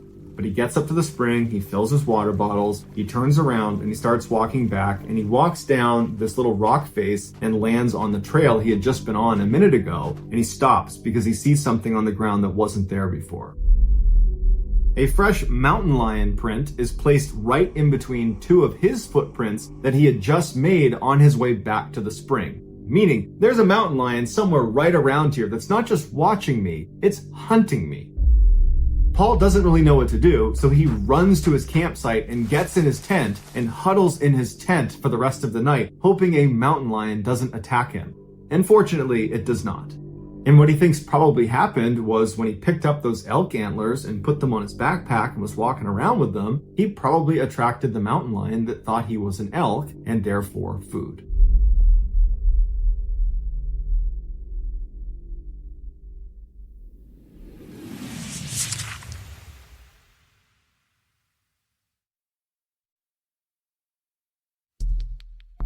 The next and final story of today's episode is called Rattlesnake Canyon.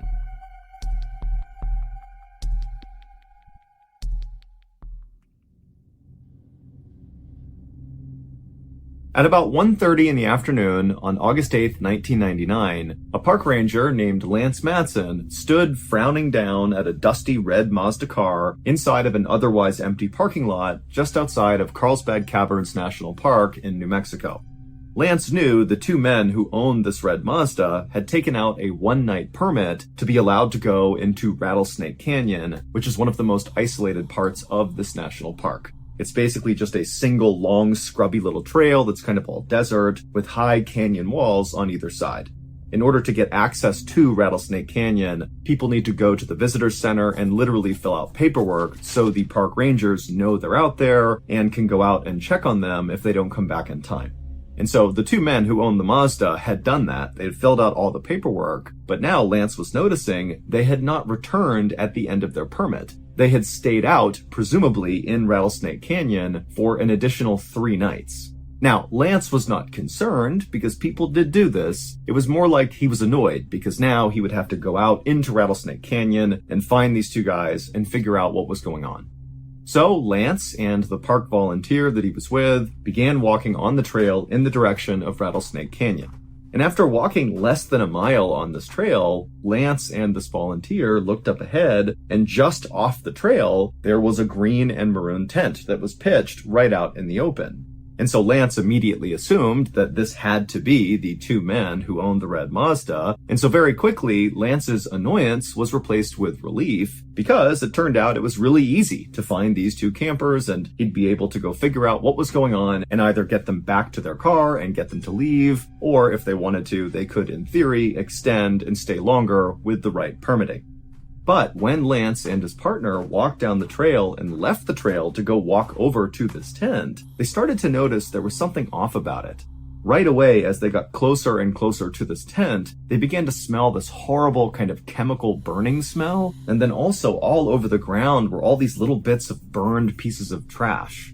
And then finally, when Lance and his partner actually arrived right in front of the tent, and they were looking down at the closed flap, it was zipped shut, they saw clearly there was something moving around inside of the tent.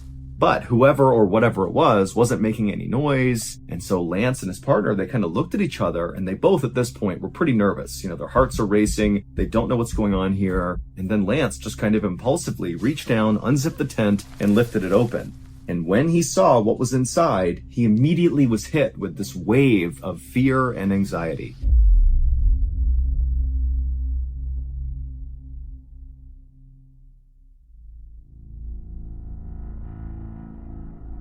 Three days earlier, on August 5th, 1999, a 26-year-old man named David Coughlin woke up in a sleeping bag inside of his green and maroon tent in Rattlesnake Canyon. And as soon as David sat up, he smiled because he could hear right outside of his tent the sound of his best friend, Rafi Kodakian, making breakfast and gathering up supplies for that morning's hike. Dave and Rafi were on what they called a trip of a lifetime. 6 days earlier, they had left their hometown of Boston, Massachusetts, and traveled more than 2,000 miles west, sleeping at campsites and cheap motels along the way. Their final destination was a university in Santa Barbara, California, where Dave was going to be getting his master's in environmental engineering, but they were going to basically turn the journey out to California into a big vacation. And Carlsbad Caverns National Park was easily both of the men's favorite spots so far, because unlike the other campgrounds they had stayed at so far, which were kind of cheap and small, Carlsbad Caverns was huge. It was 47,000 acres of just wild desert. And so for Dave and Rafi, whose normal everyday lives were kind of safe and boring, doing desk jobs and the like, this felt sort of thrilling, like they were cowboys exploring the Wild West. As Dave sat inside of his tent, listening to Rafi make breakfast and get ready, Dave noticed he was already sweating, despite it being pretty early in the morning. It was just already so hot outside. And so Dave grabbed his water and took a sip, and as he did, he thought about that park ranger who had helped them fill out their paperwork to be allowed to come out into Rattlesnake Canyon, who had made a really big deal about ensuring that Dave and Rafi each have at least 1 gallon of water per person per day that they were going to be out here because of the heat. But after they had left the park ranger, Rafi, who had way more experience camping than Dave did, explained to Dave that that was totally overkill and they didn't need that much water. So instead of bringing 2 huge gallons of water for the single night they planned to be out in Rattlesnake Canyon, Rafi had brought along for both of them just 3 16-ounce bottles of water. For reference, that's approximately 6 times less than what the park ranger had suggested. The men had already used one of those 16-ounce bottles of water to boil hot dogs the night before for their dinner, and now the bottle that Dave was drinking from was already half empty, and so he was pretty much down to the last of his water. But Dave wasn't really worried about his water because he and Raffi were going to be hiking out of Rattlesnake Canyon that day and heading back to their car and continuing their journey out to California. And they knew they had set up their tent very close to the parking lot. And so it was a short hike. They're back in their car and then they're good. And so Dave capped his water, he got out of his sleeping bag, he left the tent, and he joined Raffi in prepping their supplies to get ready for their hike out. And by 8:30 a.m., their entire site was packed up and the two men were on their way heading back. The two men walked at a leisurely pace in the direction towards their vehicle for about an hour, and as they walked, they did see signs that they were on the right trail. There were these stacks of white rocks that marked the trail, but after walking this full hour, they knew they probably should have been at the parking lot, but they didn't see it yet. However, the two men were not worried yet because remember, they know they're close, and so they're thinking, okay, maybe a couple more minutes and we'll see the parking lot. And so they stopped, they had some more water, and then they kept on walking. But after walking for another 2-3 hours still in the direction that they believe was towards the parking lot, they did not see the parking lot. In fact, they didn't see anything that looked familiar, and there were no more stacks of white rocks to show they were even on a trail. They were totally lost. And so Dave and Raffi, who were doing their best not to panic, they both sat down, they pulled off their packs, and they pulled out their topographical map and began looking for some sign of where they were. But neither man could read the topographical map, and so all the swirls on the map showing every contour of every geographical feature, it just didn't make any sense to them, and so the map was of no use, and it was getting hotter and hotter by the minute. And so Dave and Raffi put the map away, feeling totally frustrated, and for a second they thought about getting up and just continuing to walk roughly in the direction they thought they should go, but as soon as they stood up, they both just felt so exhausted from walking and the heat, which was now, it's noon, so it's really burning down on them. And so the two men just walked over to the edge of a canyon wall where some shrubs were kind of hanging off the wall, providing a little bit of shade, and the two men just plunked down right underneath the shade, and they just sat there in silence. Both men knew they did not have the supplies to stay out in this canyon for much longer. They certainly didn't have enough water, which now really was starting to feel like a huge oversight.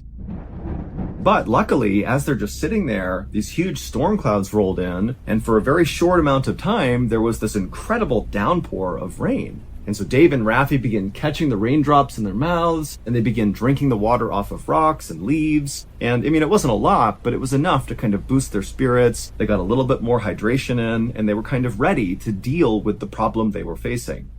After the storm had gone, Dave and Raffi decided that their best move was just to continue walking and try to find this parking lot.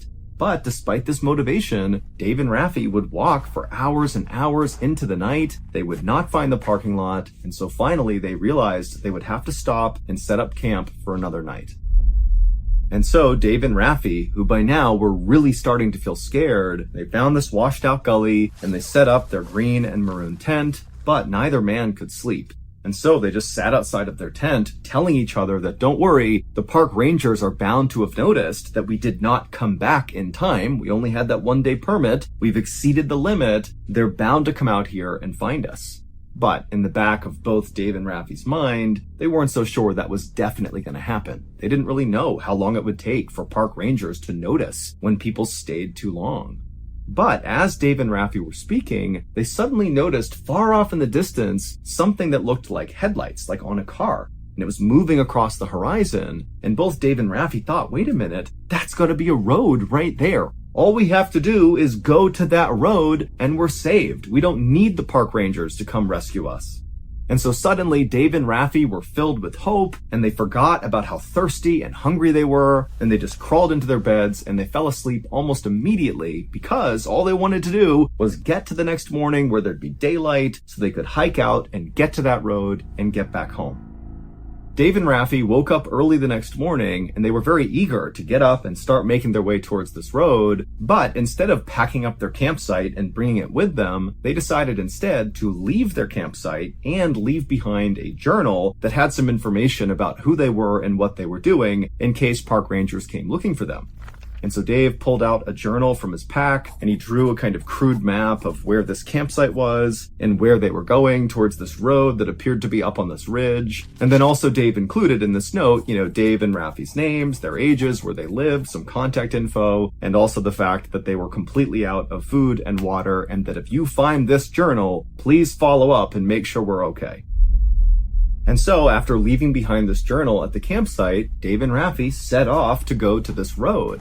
But after walking for hours and hours up a kind of gradual incline, they reached what appeared to be this kind of third ridge where up and above the ridge was this road. But to get up onto this kind of wall right in front of them was really challenging. There was cactus everywhere, and the gullies that kind of led up to the top of this ridge were very slippery and almost vertical, so nearly impossible to climb. And so this was really a chore getting up there. And you gotta remember that Dave and Raffi are already totally exhausted. They have no food, no water, and so this is miserable. But eventually, Dave and Raffi were able to get up onto this ridge, and they looked out, and there was no road. There was nothing. It was just pure desert as far as they could see. And so they had no idea what those lights were that they saw. Clearly, it was not headlights. I mean, for all they knew, it could have been a figment of their imagination. They're desperate to be saved, and so maybe it was possible that they imagined seeing this road. And so as the two men stared in stunned silence at nothingness in front of them, they noticed that a buzzard had actually begun flying in slow circles over their head, almost like it was just waiting for the two men to die so the buzzard could come down and eat them. Now, Dave was ready right then and there to head back to their campsite and just wait, but Raffi was insistent that they just keep on going because you never know, maybe there is a road just a little bit farther along. But after walking for maybe a couple more hours, they did not see a road, and by this point both men were beyond exhausted, and so the two men did finally turn around and painstakingly walk their way all the way back to their campsite. And as they're walking, they're telling themselves, maybe we'll get there and park rangers will be waiting for us. A search party will be here. But when they got to their campsite, there was absolutely no sign that anybody had come to their campsite since they left. Their journal with their note and their crude map and all that was still just sitting right in the middle of their campsite, untouched. And it was at this point that Dave and Raffi's spirits were just totally broken. The next morning was Saturday, August 7th. So Dave and Raffi were now beginning their fourth day in the desert and their third day without any water. Raffi had gotten really sick from drinking his own urine, and Dave had begun to experience all these horrible stomach cramps, very likely from eating unripe prickly pears. Also, Dave's legs were starting to seize up, which made it nearly impossible to walk. And so the two men knew they had no chance of hiking out of here to safety. They really just had to wait for their rescue to come. And so that day, Dave and Raffi attempted, with the little energy they had, to make a huge SOS symbol on the ground using rocks. But after putting the S down and the O down, they didn't have enough energy to collect more rocks to make the last S. And so they did not finish their SOS symbol. And then also Raffi at some point soaked his sleeping bag in fuel and lit it on fire to try to create a smoke signal that somebody might see. But the smoke didn't get high enough, and so it didn't work. And so all that really accomplished was it destroyed Raffi's sleeping bag and also created this terrible stench around their campsite of burning chemicals from having burned the polyester material that made up the sleeping bag. And so by that afternoon, when the sun was right over their head and beating down on them, Dave and Raffi just crawled inside of their tent and laid there in silence. And as they did, they noticed the stones underneath their tent felt kind of cool, and so they cut the bottom of the tent out and just laid directly on these loose rocks inside of their tent. By that evening, when still no rescuers had arrived, Dave and Raffi really began to realize that this could be the end. And so Dave, he grabbed that notebook where they had drawn that crude map of where the lights and the road had been, and he flipped the page, and then he wrote a note to his girlfriend, basically saying goodbye, because he knew he was probably going to die. And then Raffi, he took the journal, and he did something similar, but also included that, he would not allow the buzzards to get them, that they would at least ensure their bodies were intact for their families to find. And then after writing these notes and tucking the journal away, Dave and Raffi crawled out of the tent because by now it's dark out, the sun's not out, it's a little bit cooler outside. And the two men, they sat down and they began having a fairly matter-of-fact conversation about the situation they were in. Both men were very emotional. At one point, Dave began screaming and crying just out of despair. But at the end of this conversation, the two men made a decision, an unthinkable one, that really would only ever be made in a situation like this. And so after both men were on the same page, they crawled inside the tent and zipped it up.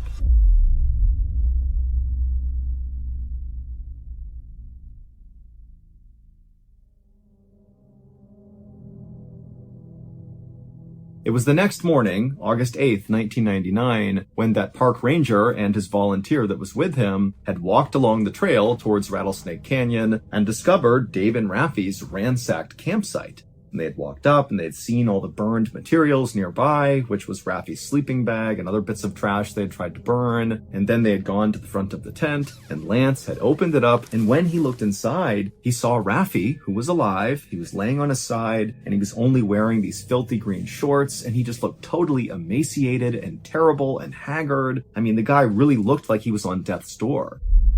And then Raffi, when he saw Lance looking in, he just said, "Please tell me you have some water." And Lance did have some water. He gave it to him. And then Lance, knowing that Raffi was with another person, Dave, he said, "Hey, where is the guy you were with?" And Raffi, as he's drinking the water, just kind of casually pointed out of the tent somewhere off behind where Lance and his partner was. And so Lance and his partner, they turned around and they didn't see anybody. They were just kind of looking off towards the canyon wall and there was nothing there. And so Lance turned around again and he said, "Are you sure he's over there?" And Raffi, without any expression on his face, just continued to point and said, "Yes, he's right over there." And so Lance, he got up, he turned around, and he began walking towards this canyon wall. But before he got there, he nearly tripped over this arrangement of rocks on the ground. And when he looked down at them, he knew someone clearly had arranged these rocks in a particular way. And so, with a growing sense of dread, Lance reached down and he moved aside one of these rocks. And underneath it, he saw Dave's face.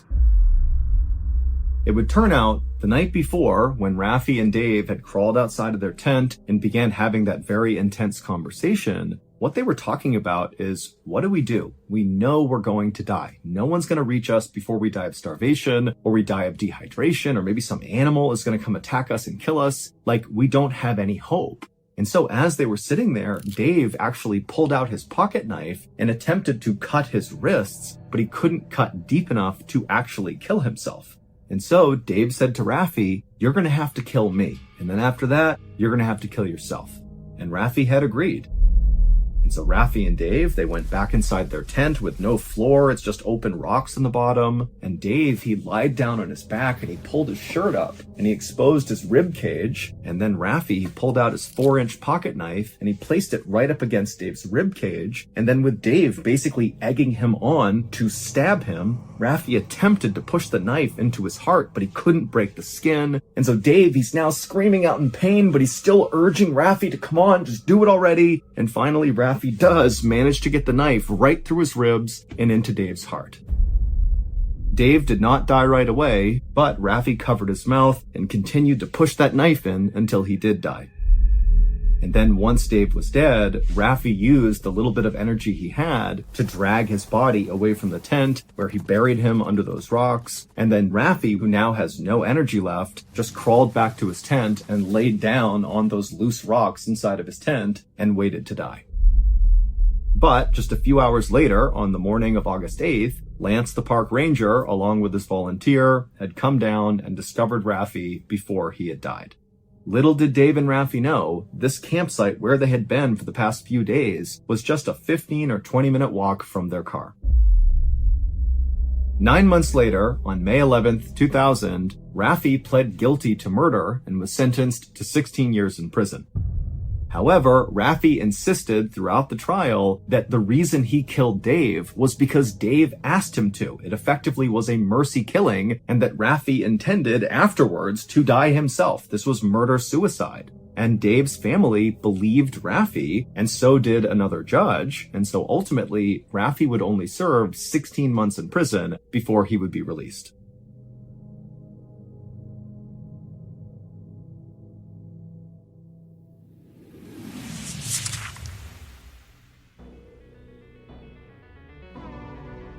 Thank you for listening to the Mr. Ballen podcast. If you enjoyed today's stories and you're looking for more strange, dark, and mysterious content, be sure to check out all of our studio's podcasts. They are this one, of course, Mr. Ballen Podcast, and we also have Mr. Ballen's Medical Mysteries, we have Bedtime Stories, and also Run Fool. To find those other podcasts, all you have to do is search for Ballen Studios wherever you listen to your podcasts. To watch hundreds more stories just like the ones you heard today, head over to our YouTube channel, which is just called Mr. Ballen. So that's going to do it. I really appreciate your support. Until next time, see ya.